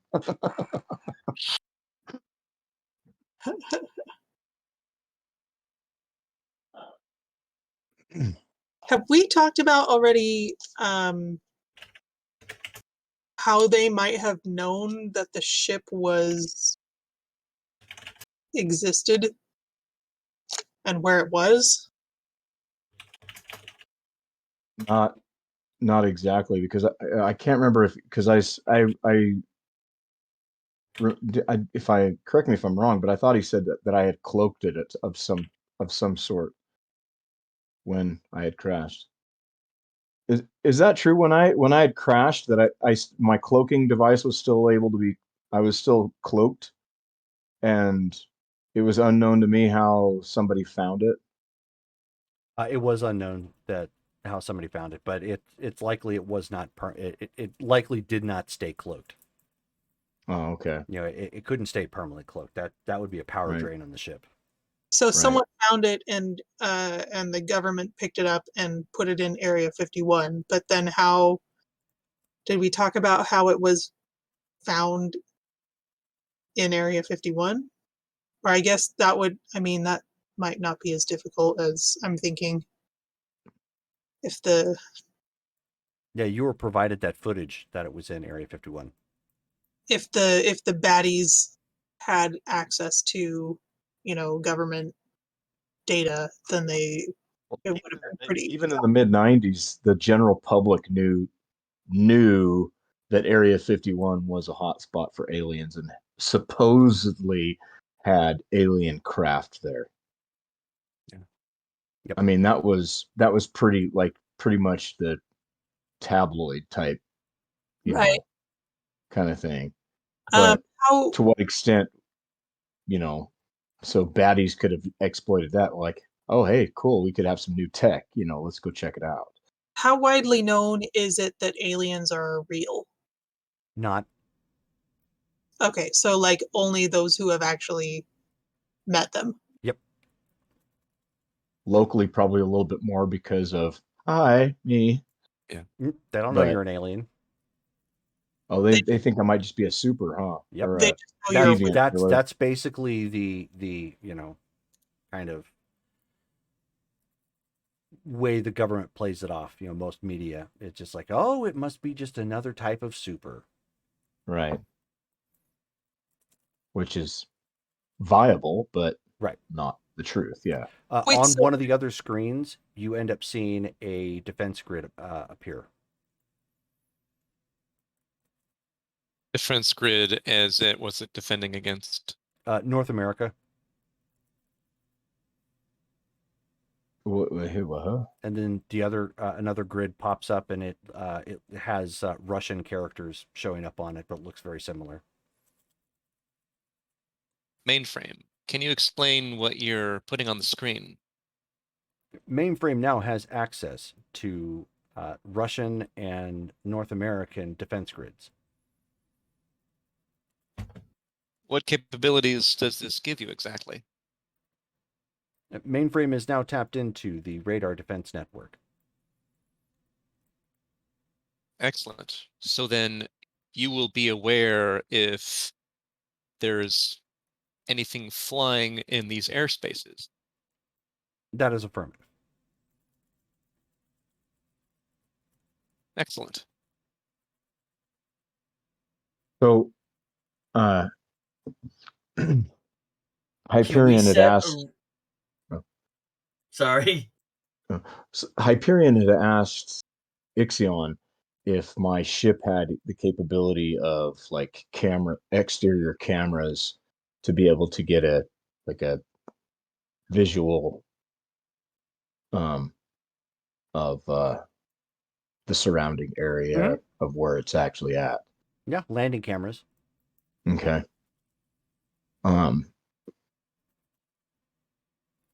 So would I know the particular, like, the signature or the call sign for my ship specifically, obviously. So I wonder, I'm going to attempt to. I can tell you right now, you do not have the software capable of tapping into it like that. Oh, okay. Yeah, it's two completely different computer systems. You're only connecting on a very superficial radio wavelength. You're at that point you would be attempting to hack into an alien technology, and that would be impossible from here. And that's assuming that it's active. So we don't have a way to like actually communicate with more complexity to his ship. Correct. We can just like locate where it is. Okay. Right. Well, with that, we at least know its near exact location. We can travel there and then scout ourselves. However, this will be dangerous. We've obviously never fought a foe as strong as Reichshield. And it will be in the center of a nation filled with superpowered beings. Do we know what his powers are? Some of them. Mainframe pulls them up on screen. Real quick, Mainframe, do not do anything active on those radar systems. Passive reconnaissance only. Affirmative. Yeah. Listed powers for Reichshield, superhuman strength, endurance, and resiliency. Ability to heal rapidly. Some sort of like heat or laser vision of some basically energy projection from his eyes. The ability to fly at supersonic speeds. He's Superman, for lack of a better description. Correct. Might not have everything that Superman has, but pretty much the same. Invulnerabilities, quick healing, laser eyes. Yeah. Not teleportation. Affirmative. So then someone else did that part. Or it was technology. It may be likely that they have the enervation pad, the device that was being tested during World War II. And we know that it's. Go ahead. And that was what? That's right. We know that it's probably technologically based. It's absorbing a large amount of energy. That's right. And it is creating brownouts. Mainframe, add to Reichschild's entry that he may be ageless. So you already see that there's a note there from. Oh, you didn't say it, so Electrum. No, it wasn't. It wasn't like an official listing. It's just a note there. Okay. You think we're at a level to take on the president of New Prussia? That, and he looks at his watch again, is the reason why I met with my full-blooded siblings yesterday. As much as we could go in there and start busting skulls and doing all that,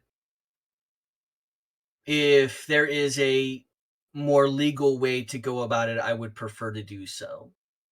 Military action is not the best way in every single option. I do not see a. Well, they have my property. Well, what is it? It is a alien spacecraft. Oh, well, let's just let them have it. We're not doing. Brittany, We're not give me an doing that. intuition check. Who? Brittany. We're not letting them keep your stuff. What we're not doing is running in there and creating international incident first,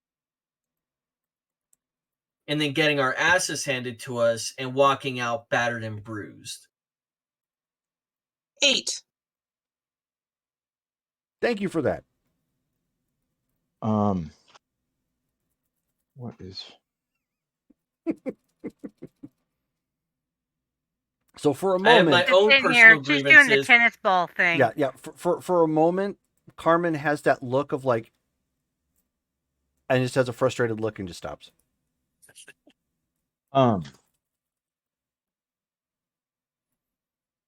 The company that we, or the entity or whatever, like that we were dealing with, it kind of has a little bit of ties to the U.S. government indirectly. Who was that? What was that group that we? The Aegis Foundation. Mm-hmm. Aegis, yes. And the contact we have over there. Who's the contact? Mr. Danvers? Danvers? Okay. Does Mr. Danvers know that I'm an alien? Marcus Danvers. Oh. I don't think we've ever relinquished that information. Now, you would note that that was not something that was a part of the applications. Right. Planet of origin. Right. Right now, for the most part, due to military and political actions, I would say that most extraterrestrial beings, and I'm pretty sure you're not the only one, would fall under the superpowered beings category and hand washed away. And if someone wants to go public with being an extraterrestrial, he'll end up on the first page of the National Enquirer first, completely dismissing any real statement that they would have. It's a fine disinformation tool. That doesn't mean that the people that know wouldn't know, kind of thing, like the whole MIB movie thing, where, well, we're looking in the newspaper. Well, that's not going to be on the front page news. Oh yeah, it is when it's the Enquirer, kind of thing. And, so it's almost like that. So is Meredith around by chance? She is not. You could and call I'm sorry, you had a question, Shelley? Yeah, because I know, I don't remember when Reagan went out of office, but because I know you had the Cold War. I mean, are we pretty much towards the end of the Cold War in our time frame? Yes. Actually, it is. Hold on a second. I've got that note here. You said Reagan, but I totally heard reggae. Reagan. Yes, reggae. Yeah, Reagan was out in what was it, 88, wasn't he? Yeah, it's too Or long ago 84? for me to It was remember. either No, 88 or 84. I it want wasn't to say it's 84. 88. I Yeah, think it had to be 88 because I was in high school at that time. I just aged myself. That's According to all right. So, Wikipedia, the Cold War was more or Yeah. less over at the end of 91. Yep. 91, yeah. Yep.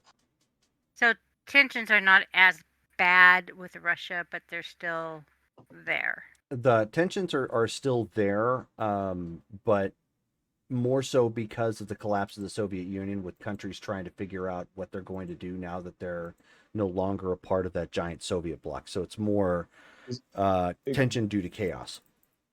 Gorbachev has lost a lot of his power. Okay, thank you. So with that, Dale, give me an intuition check. Okay. Right. Intuition is. Let's just see how excellent. far the brain farts go. Right. Pretty far. That's a 27. It gets me nothing. All right. Too funny. Yep. The brain farts continue. Call Meredith. Okay. So it goes to voicemail. You know, hi, this is Meredith McCall. Leave your message after the beep. Beep.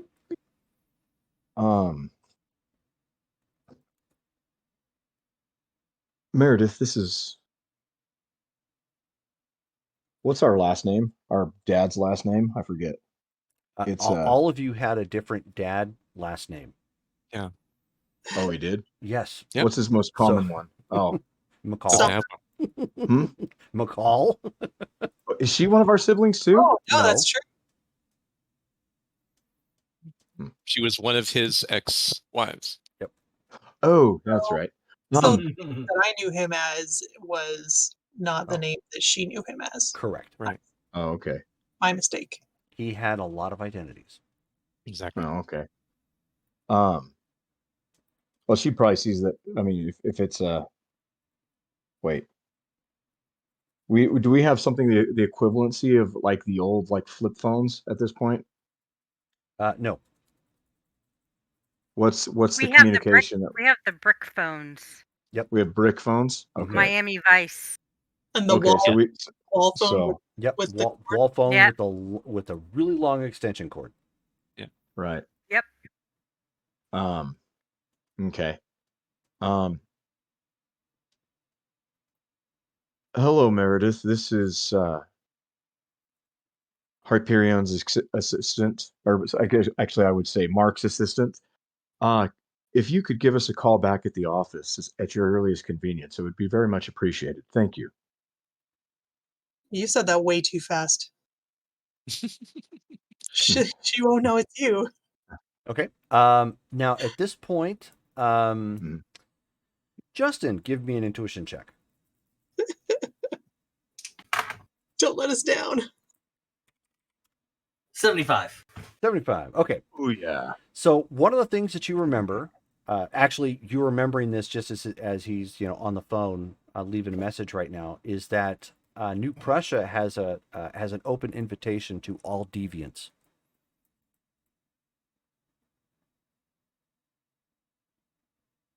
We want to go and drink the Kool-Aid. Should we act like we're drinking the Kool-Aid? He will give out that information. Like, he's not going to hold on to that bit. It'd be fairly easy for me to drink the Kool-Aid and not drink the Kool-Aid. Then we can pose as possible new inductees into that nation, infiltrate it, locate the ship, and then escape with it. We are known agents of Aegis. That's where disguises come in. Come on. And I literally look like you right now. I believe it is possible for me to infiltrate. I'm getting better. Yeah, and I picked up a couple of wigs while I was in Paris.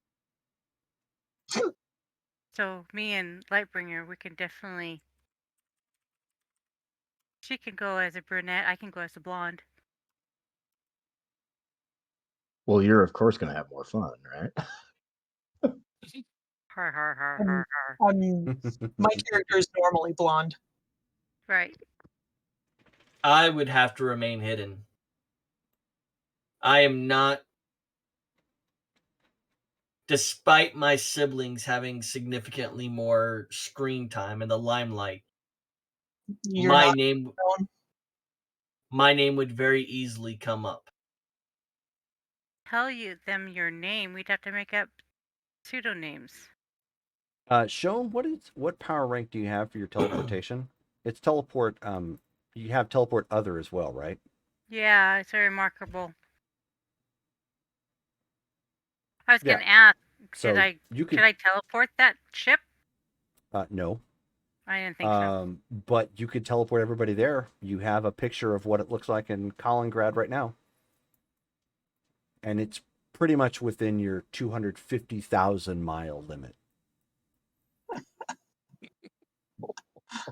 Do you guys just want to pop in, take the ship, and Well, we would have to. I'm sure it's not quite that simple. I don't imagine they just have free range, visitation. suppose I If could there's go a and crack in the foundation, I can make it in. What was the name of the company that's the actual government agency? Hoplites? The policing agency, yeah, they're Yeah. hoplites. Mm-hmm. If the hoplites have anti-teleportation technology out, we need to assume our enemy has the anti-teleportation technology as well. test that out, I suppose. So we could teleport nearby and go in official channels.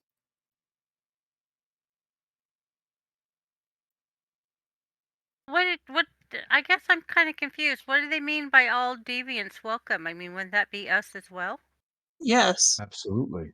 It is any, though, that have superhuman capabilities. Or are they only looking for the villainous ones? Well, presumably they would convert those into the villainous type. So we could definitely go incognito then. It's basically like Magneto and his Brotherhood of Evil Mutants. He's got his self-righteous attitude of that. Sounds similar to that anyway. If you guys wish to do that, please do.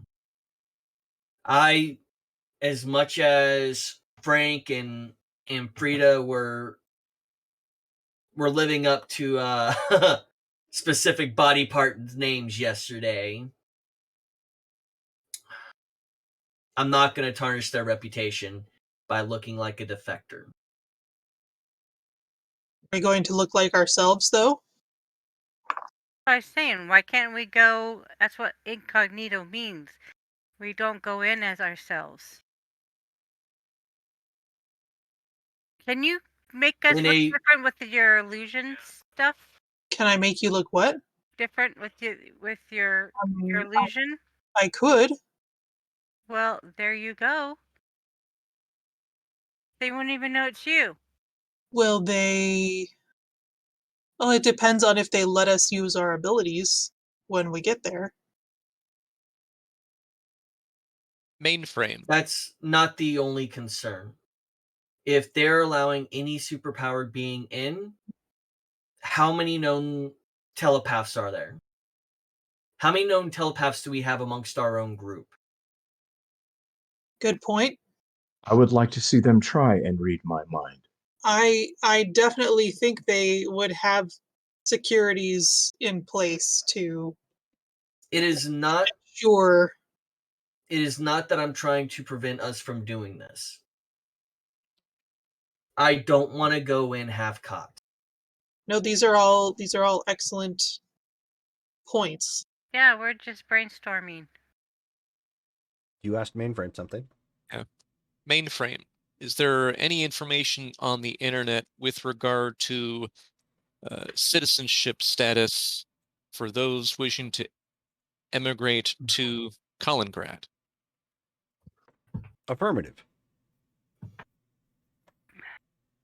What is the general procedure for new individuals wishing to go there? He actually pulls up their webpage. Have there been known occurrences of people walking away afterwards? You're asking Mainframe this? Yes. Unknown. Most media outlets do not cover New Prussia, and it shows, beautiful pictures of what it looks like in New Prussia, Königsberg. It has a footnote there that it used to be called, Kaliningrad, but it's now back to being called Königsberg. Yeah, it has a listing. It has a port of entry where any deviants, and it's very, very vocal about, any deviants seeking, refuge from persecution from around the world. Shows the port of entry that you can enter. And there's a couple of different points of entry into the country. But yeah. But Of course, the most common one is the naval port. Most people are, obviously coming in by ship, but there's obviously ones by land as well. I was going to say, of course, it looks like a college admission website. Yep. But basically, what they go over is, in essence, what they say on the webpage is you'll submit to basic medical and background checks. You'll be put up for a week, at a hotel nearby, specifically for incoming immigrants. And once your checks have been passed, you will be permitted entry and processed for immigrant paperwork. And then it goes into some general detail, not specific, but general detail about how you can become a permanent resident and what that would entail. Is there any verbiage about temporary residency? Yes, there is a commentary there about temporary asylum, which is granted on case-by-case basis. So presumably, if you go there, you want to stay there. Correct. It sounds like. But yeah, but they do have commentary there that you will dual citizenship is allowed. They're not revoking anyone's citizenship to live there, and temporary residency can be obtained as well. There's also working visas, things of that nature. Is there any way to just travel there as tourists, or do they prevent that? Tourism right now is limited, and it does openly state due to current problems with former Soviet regimes, but limited tourism is allowed as well. They're not. You get the impression that they're not preventing it, but it is difficult given the circumstances that are involved.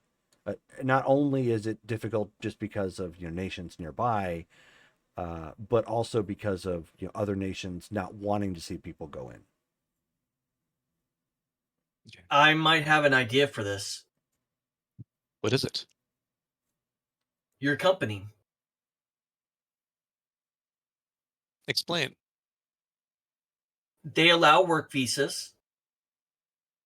if you were testing for something that might be a waterborne allergen or something similar of that nature, and you requested work visas for your employees to try and collect more data on XYZ, or even maybe looking to move your company, it would give us plausible deniability on why we're there.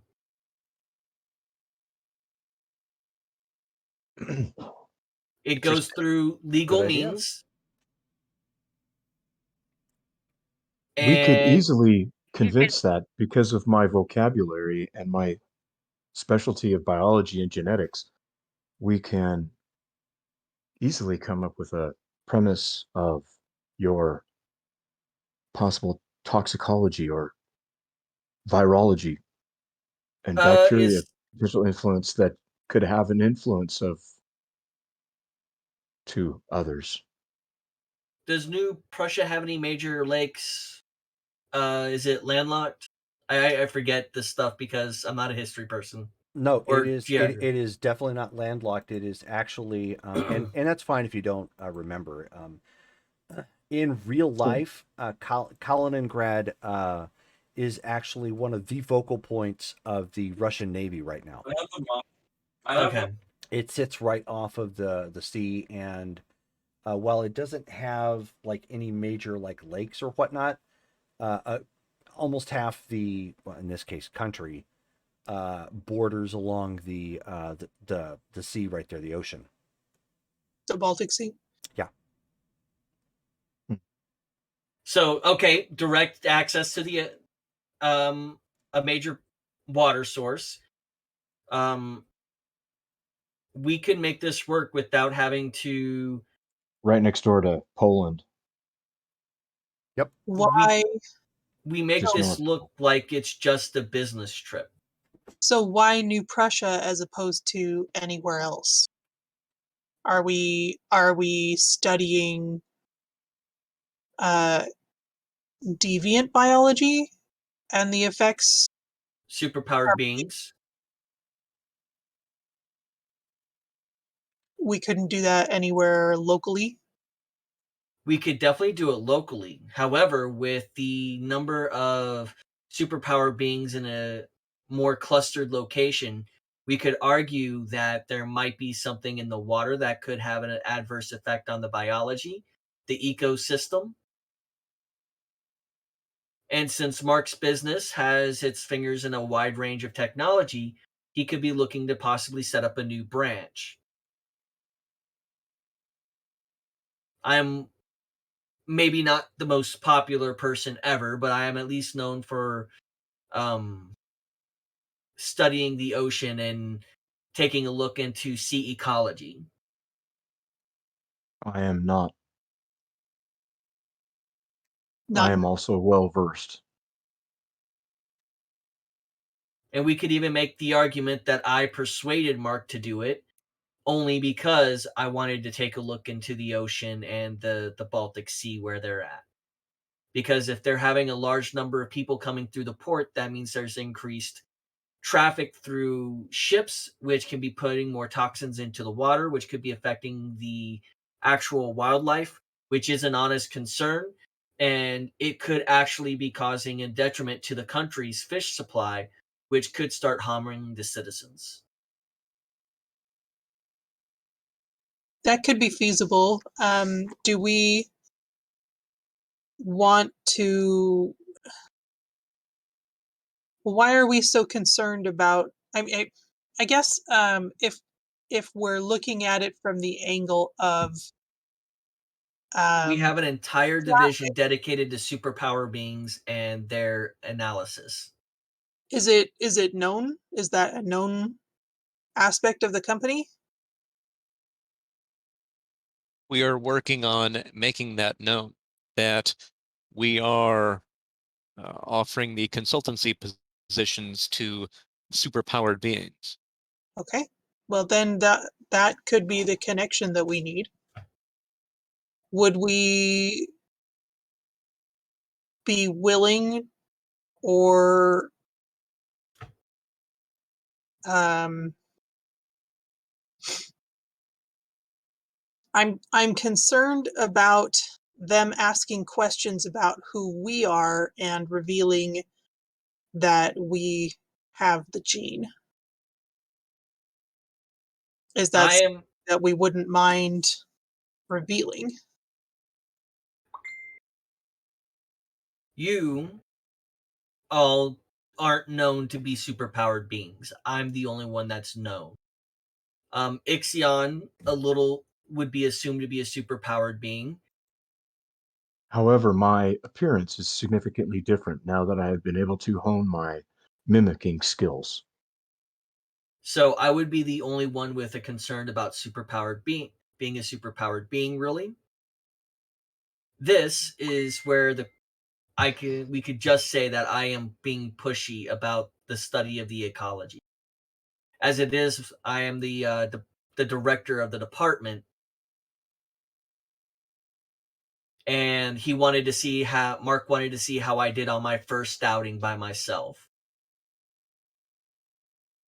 In fact, I do want to see how you do.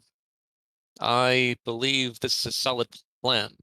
One issue I have is if all of us are to go on this scientific expedition for the maritime study at their port of entry, we would be arriving as our human selves.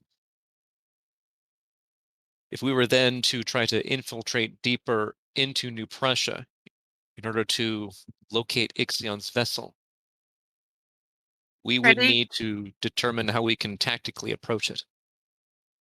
But at Freddie, least, go ahead.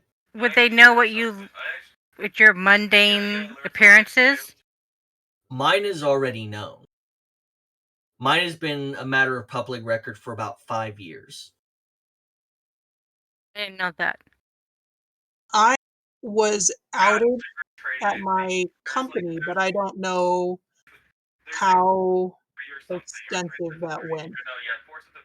The important thing would be is if they have a stronger telepath than all of us put together, all they would pick up is who they expect to see.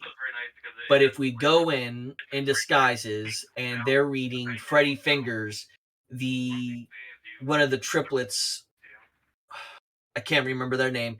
I know you gave them actual like a superhero duo team name. I'm brother to Frida and Frank. Oh, what you said your name was Billy Joe Osmond. This is an official capacity, and I can always say I was studying something a little bit further within the city, within the country. Or we could simply ask.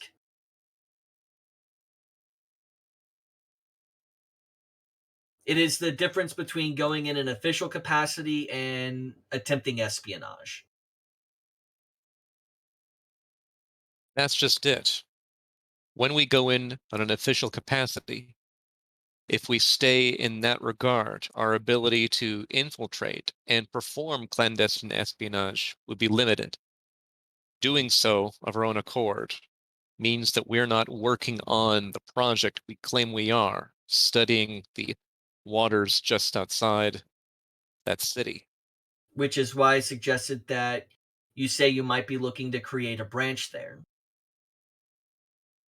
Therefore, we're scouting for a better location inland. Mm-hmm. Interesting.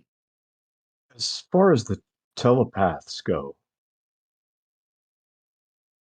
Hyperion, are you being of your makeup? You are not able to be telepathically read or communicated with, can you? Attempts have been made before. I believe Lightbringer made at least a partial link with my mind at one point in time. It was definitely not the same. It was strange. It would assume to be someone who has a strong mental blocker. As opposed to saying, I'm John, and you refer to yourself as Mark or Hyperion.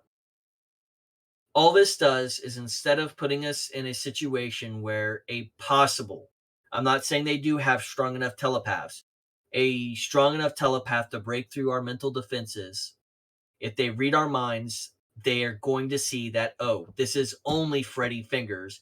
He's studying with ecology. He's here with Hyperion's company, because I don't remember the name. Quantum. Quantum. Oh, Unlimited. And he's here with Quantum. They are both scouting locations and doing an ecological study. Whereas if we go in trying to be Cloak and Dagger, what they're going to see is we're here to pick up a spaceship that was stolen from Area 51. But as long as we think about, oh, we're here to scout a new location, which is what we're technically doing, then it also allows us to have some type of mental defense if they scan our surface thoughts. They have no reason to read us if we are not suspicious. Exactly.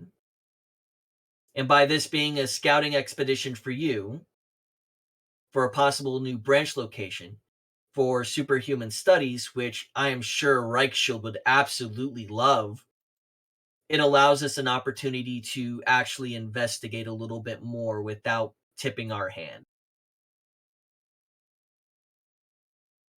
I believe this is a solid plan. Does anyone disagree? I would only add that I think we ought to apprise Meredith of our plan and see what advice she has. I'm sure she has access to a lot more intelligence about New Prussia than we do. I like Carmen's idea. Agreed.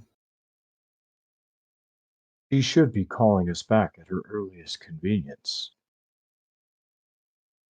Yeah, and once so we should Frida and Frank. He checks his watch again. He's visibly upset by this now. Okay.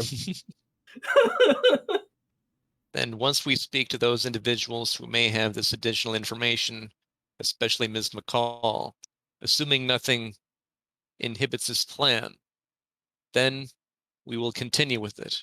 Freddy, you will spearhead it, since you forged your plan.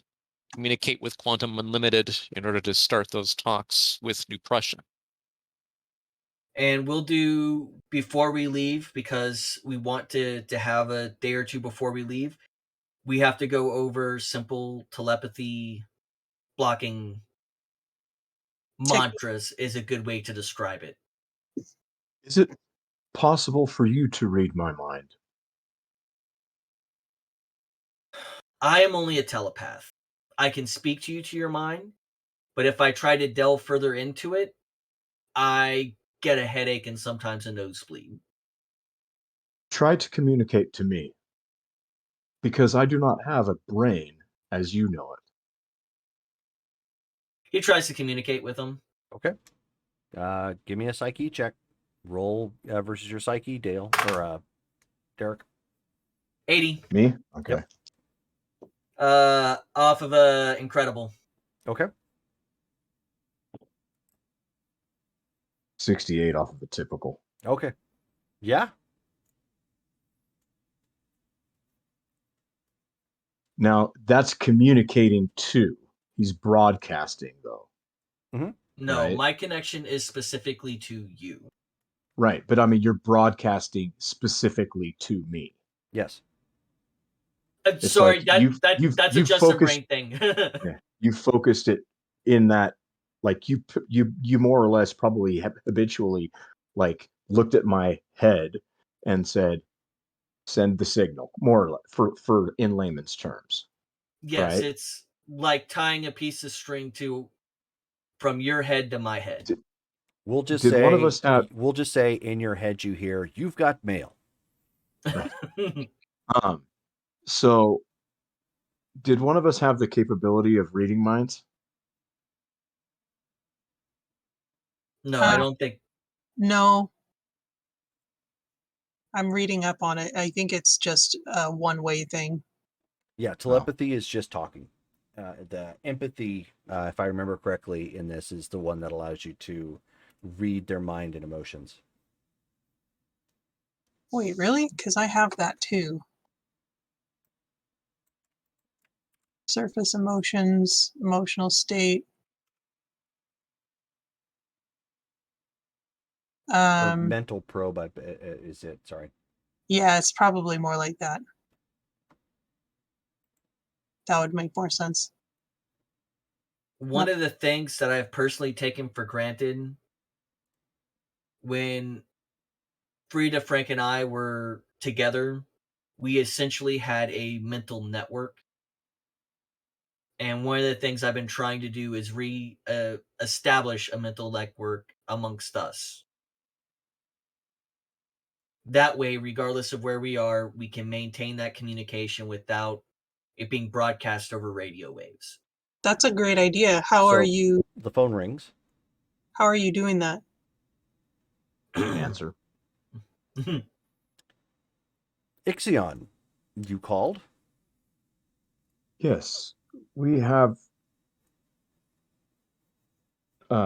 received some information on my motor car and its location. The shop that acquired it. We have the location. All right. Is this a secure line? No one's ever confirmed if it's a secure line or not. Are you on a secure line? My line is secure, yes. Are you calling from the vein? Yes. Then you're fine. My ship is in New Prussia. All right.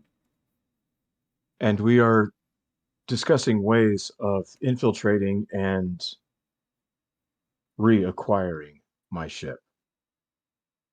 We have established a means of upgrading the vein, its mainframe, to communicate at those higher frequencies in which my technology sends interstellar communications. We do not have that range, but we were able to determine that there are two low orbiting entities as well as my ship on Earth. Okay, Ixion, you need to get to the point. We need some. What were the questions that we had for her anyway? Do we have like a speakerphone availability for like this phone? Yeah, like an office phone. I mean, they still had that back then. So I put her on office. I put her on speaker. Okay. We would like some assistance. Perhaps some insight on what we may or may not do, what you suggest. My ship is assumedly to be underneath the capital. Once we are there, and if I am even close, I can more than likely get inside my ship. However, getting that far could be an issue, especially for the rest of the team. Although there may be a point when I need to infiltrate it myself because of the methodology. So I'm going to cut to the chase. The idea is to go to New Prussia under the guise of possibly looking for a new branch location for Quantum Unlimited. I pushed to investigate the area for a lot of the ships coming in due to my ecological surveys. We were wondering if this would fly. So you're asking me if that would... I'm surprised you're even asking. You're the one that developed that identity. That's you. If you don't believe in you and the fact that you were very public about who it was that you were and what you were doing, I don't suppose that they would believe it. We're asking more about security measures in New Prussia. We thought you might have a better idea of whether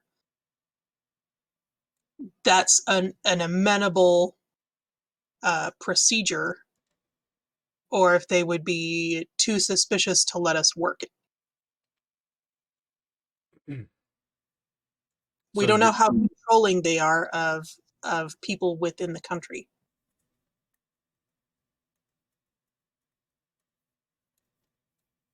And she sounds a little pensive when she's, when she's hearing this and answering. It's an interesting thing, security measures that you're talking about.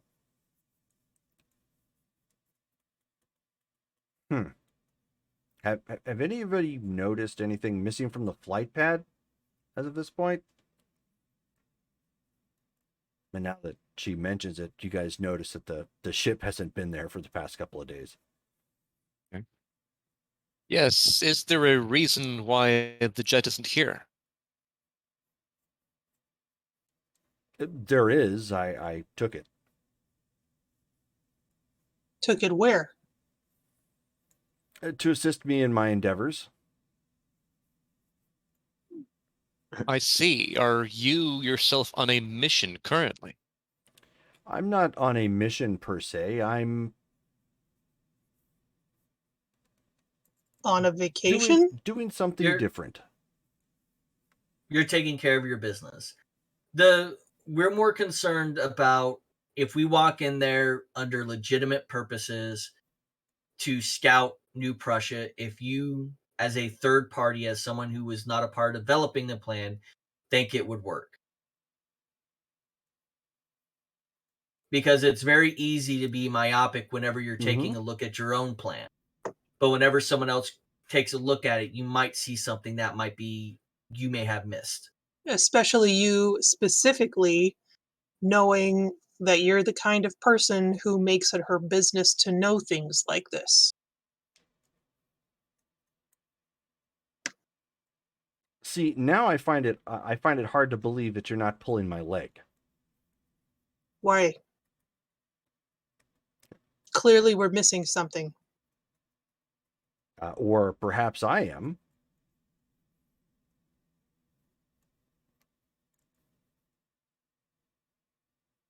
Did you not think that I wasn't going to find that I was locked out of the vein? What?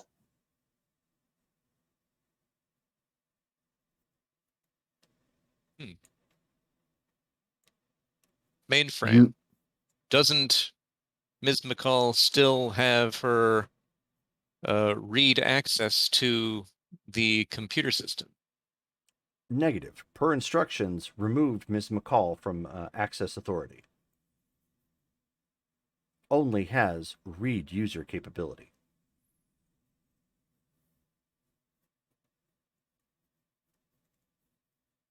Yes. Ms. McCall, did you need access to the computer to make adjustments to the system?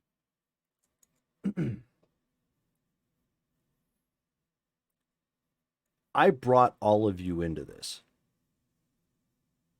Revealed to you all of your shared identities. Even gave you that compound and the suits that you wear. And you lock me out of what is ostensibly mine? This is a means of ensuring security. This is not a means of taking something from you. Of all the individuals, as far as we know, you yourself are not a superpowered being. We would not want you to be in any danger if you were to be compromised. But all of you supersede that. It's not a matter of supersession. It is a matter of the fact that, frankly, many of us are made of stronger stuff when it comes to if someone were to attempt to coerce us physically or otherwise. You hear a disconnect. I think we upset her. I think this seems a little petty. Could she not have just asked? Does she really own the vein? She had access to it and did bring us together. She Access has not to it. been Access does not mean she was the original owner. correct. Hence Nor why does I it mean mentioned it that that way. Did she have admin access prior to us? I'm sure she did. There were no limitations to any access before we installed them. I would assume she's the one that gave us access.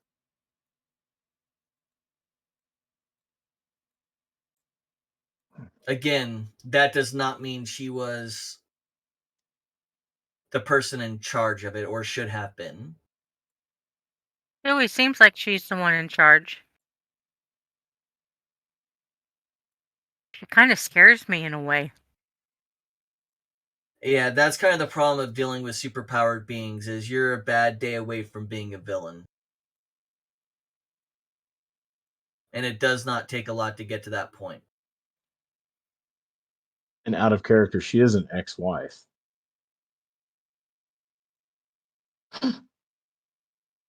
To make it a bit more clear, when we were gathered together, Yeah. Meredith very publicly mentioned how upset she was that all of us even existed. Because we were the evidence of the infidelity of her husband. Has she even actually met Joan? Yeah, she has met Sean. Mm-hmm. She's been around since then. She's always cranky when she comes in, so I guess that explains it. She's like, oh, great, another one. Yeah, I think she pretty much said that. I just don't understand why she wouldn't say something about it before assuming and storming off. She's a better communicator than that. We are finding that is apparently incorrect. She is emotionally compromised and has taken great offense that this control that she had has been taken from her. She is very possessive of this entire endeavor. In She fact, was so the one that was possessive, in charge. we still don't know how she acquired all of the resources to actually attain this location, maintain it, and operate it. She can't Well, possibly be doing it by herself. I would assume that she has Electrum's estate. There's that lovely little word again, assume. And she's a world-class journalist. Mainframe, please list the names of all who had administrative access prior to those of us here now.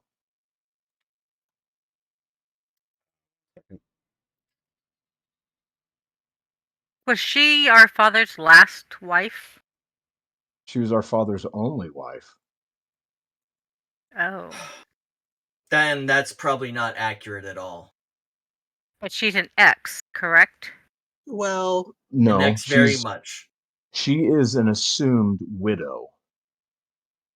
There's no evidence. There's no hard evidence. There's no body. Like we don't know for sure if our father is dead. So she would have access to his estate. Yes, but that's also, out of character. Why? Like I'm sitting here thinking, well, who else had access to this? Was it just him and her? Was it just dad and stepmom now?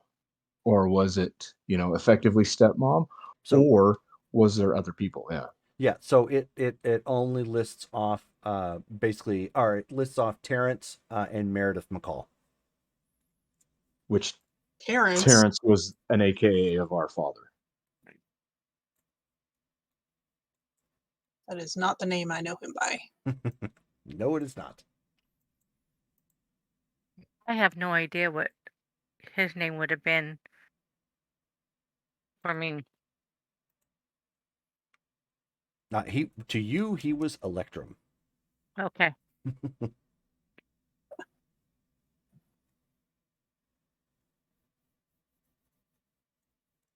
Well, Yeah. this is now in My dad's name was, he came from the stars. How poetic. Yes. Which was true. Yeah. So what are we going to do now? Are we just going to continue on without her? I think the phrasing could have been better. Let's let her cool off. She has more wrapped up into this than what she's probably trying to release. She's guarded and she lost access to something she believes she should have full access to. Should we restore her administrative privileges? No, not at this time. Is there a reason why she would even need access to our computer? I mean, if she's not our boss, is she our boss? She's our handler. Can we, mainframe, is it possible to ensure the capability and the propriety of the information contained within you that we can set forth a contingency that no admin may be removed or added without the consensus of a majority or even a required number of other admin users? Negative. Such an action would be required of the super user. Who is the super user? Super user is Electrum, aka Terrence McCall. Even those of us who share his DNA. Affirmative.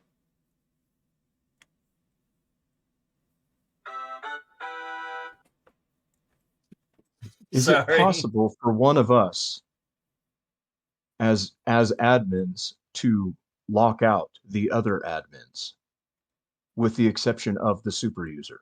Affirmative.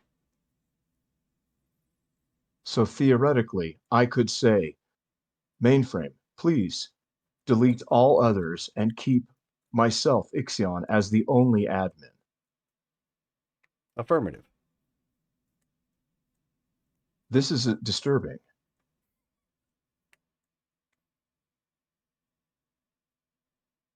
Hyperion, how Because we with fix that? with that being said, what if she were to have one of her emotional conflicts and remove us at that point, as we have accidentally removed her, it seems? She was not removed. She still has access to read all information. She simply does not have the access to change or input new information. That is my point. We have removed her true admin rights. Mainframe, could she at this point remove us? Negative. Ms. McCall no longer has access to the vein, per instructions. That is, I think that is not what we intended. No longer have access or just no longer have admin privileges? No longer has access to the vein. I'm pretty sure that is not what we intended. You said we made the change? When did we make that change? We never restricted her access. So he lists the timestamp date as to when her access was restricted, when she became the standard read-only user.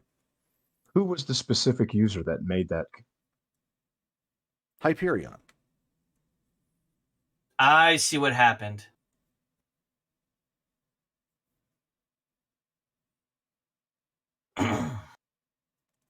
I'm going to tell you how to do this because Justin knows. Yeah. Freddie does not.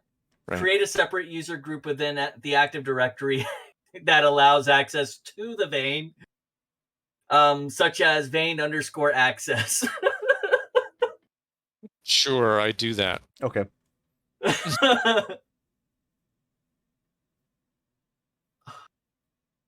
That's mean.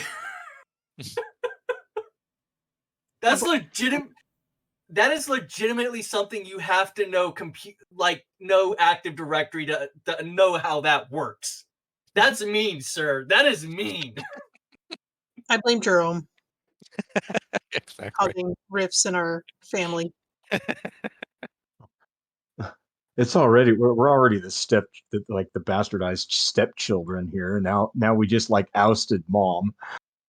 I call Meredith back. Okay. So it just rings. Voicemail. No, it just rings. Oh, she's turned off her answering machine. You know what? Fine.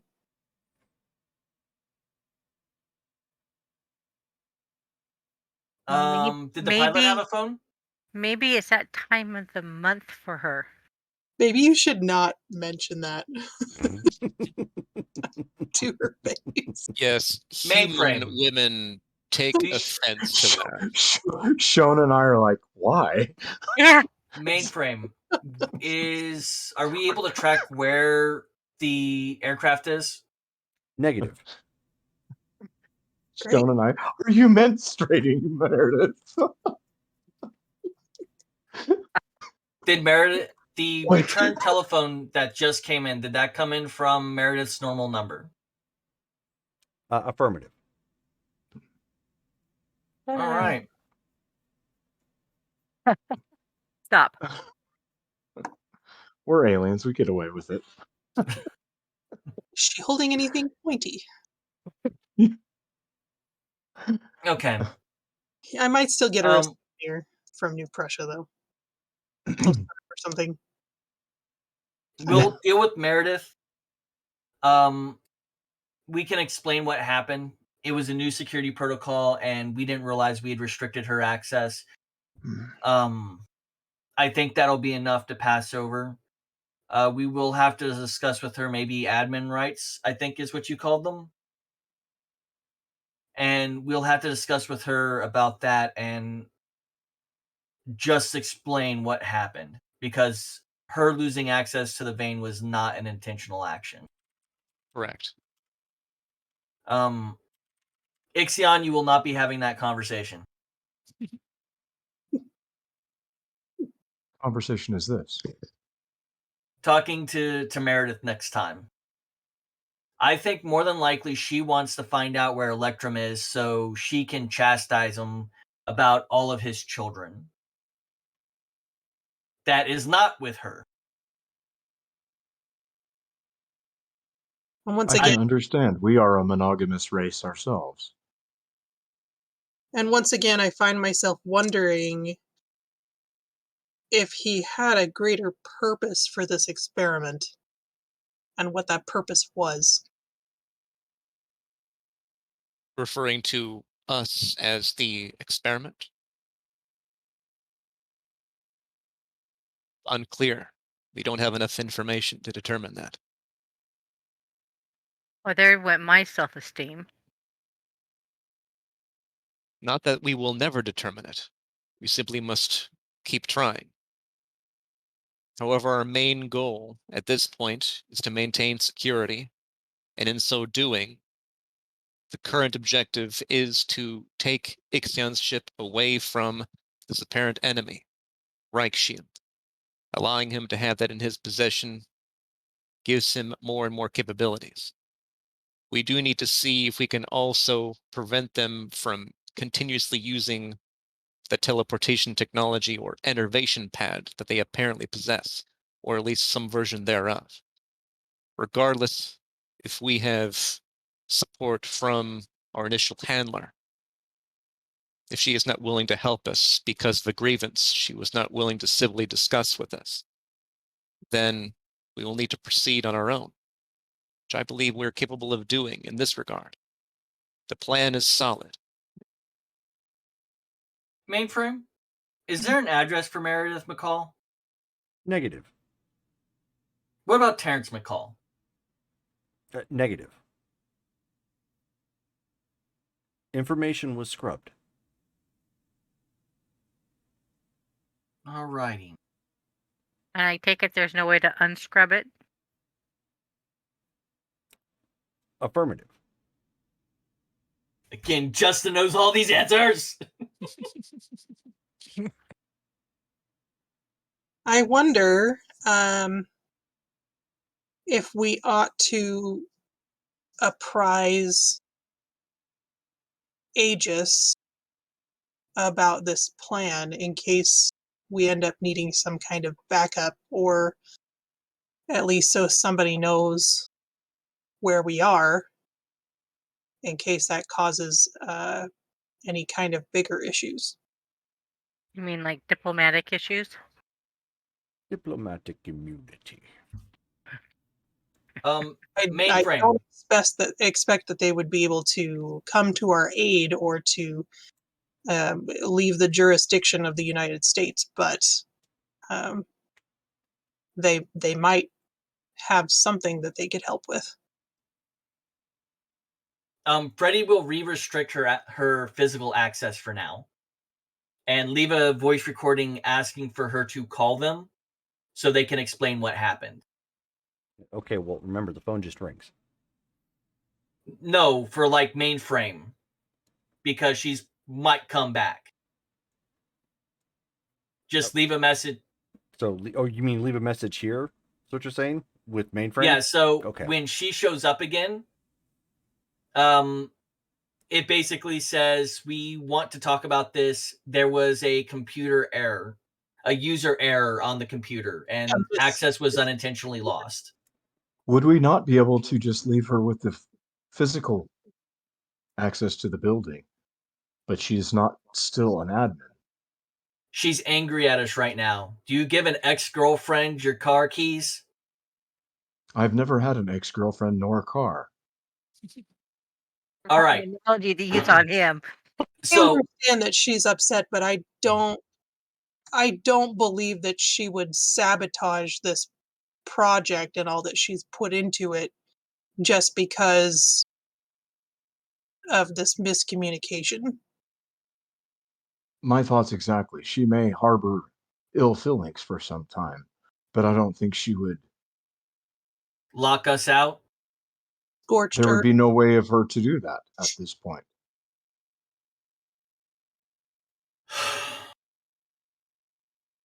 There is an old phrase, "Hell hath no fury like a woman's scorn." I do not put it past her to know Electrum's password information. If she was one of the original users listed in the system, I can see your point. While all we're doing is making sure she doesn't scrub us, we're not trying to keep her out permanently. This is a way to satisfy both things. If she can call us, we can explain what Hyperion can explain what happened and the computer words he used. That is fine. Let us go ahead and continue with our other issues. We can create other scenarios and deal with this as it unfolds. Otherwise, the sooner that we gain access to my ship can interface with mainframe and increase capabilities exponentially. He's gonna call Aegis while we're talking. Aegis? Mm-hmm. Okay, so They make fun of me too, so don't worry. Aegis Foundation, Nene here. Hi, Nene. It's Freddie. Oh, hey, Freddie. How's it going? What it is, what it was, what it will be. A little drama, but we had some questions that we might want to come in and talk about. We found something that we need to recover in international areas, but we'd rather talk about it before we move forward. Ask for an appointment with Mr. Danvers. Can we schedule an appointment with Mr. Danvers? Oh, sure, of course. So, like, how soon do you need it? And is this like a TV show you guys are doing? I keep hearing this buzz about like antique shows where they're finding like all kinds of new stuff and they're trying to put it on. It's like this new reality TV kind of thing going around. Is that what you guys are getting hooked up with? No, not that at all. The sooner the better. Okay. You hear I some wouldn't call it. typing. I wouldn't call it life or death, but it's like right below it. Okay. He has a 5:30 block available. It's only like 30 minutes, but is that going to be enough? 30 minutes will be more than fine. Okay. So you already know where to go. So I have you blocked in at 5:30. All right. Thank you so much. Okay. Yokai. She hangs up. What time is it now? It's like 2:30-ish. Okay. So a couple hours. We can get there without the ship. That's what I'm looking for. Oh, yeah. I have a car. I have a teleport. Might be even faster. Show off. Okay. And that is where we're going to leave it off then for the night. Great game. Thank you guys all for tuning in and watching. I know Davey had to bow out and log out a little early. Thank you again to lowercase j for watching. I know Vancouver by Night was in there watching as well, although he didn't chat. That's okay. Next game will actually be the 14th. That sound good? Good for me. Okay. Sounds good to me. So yeah. All right. So we will be playing again on the 14th. Thank you again for tuning in. We're going to go ahead and tune on out. Good night, guys. Bye. Peace. Right.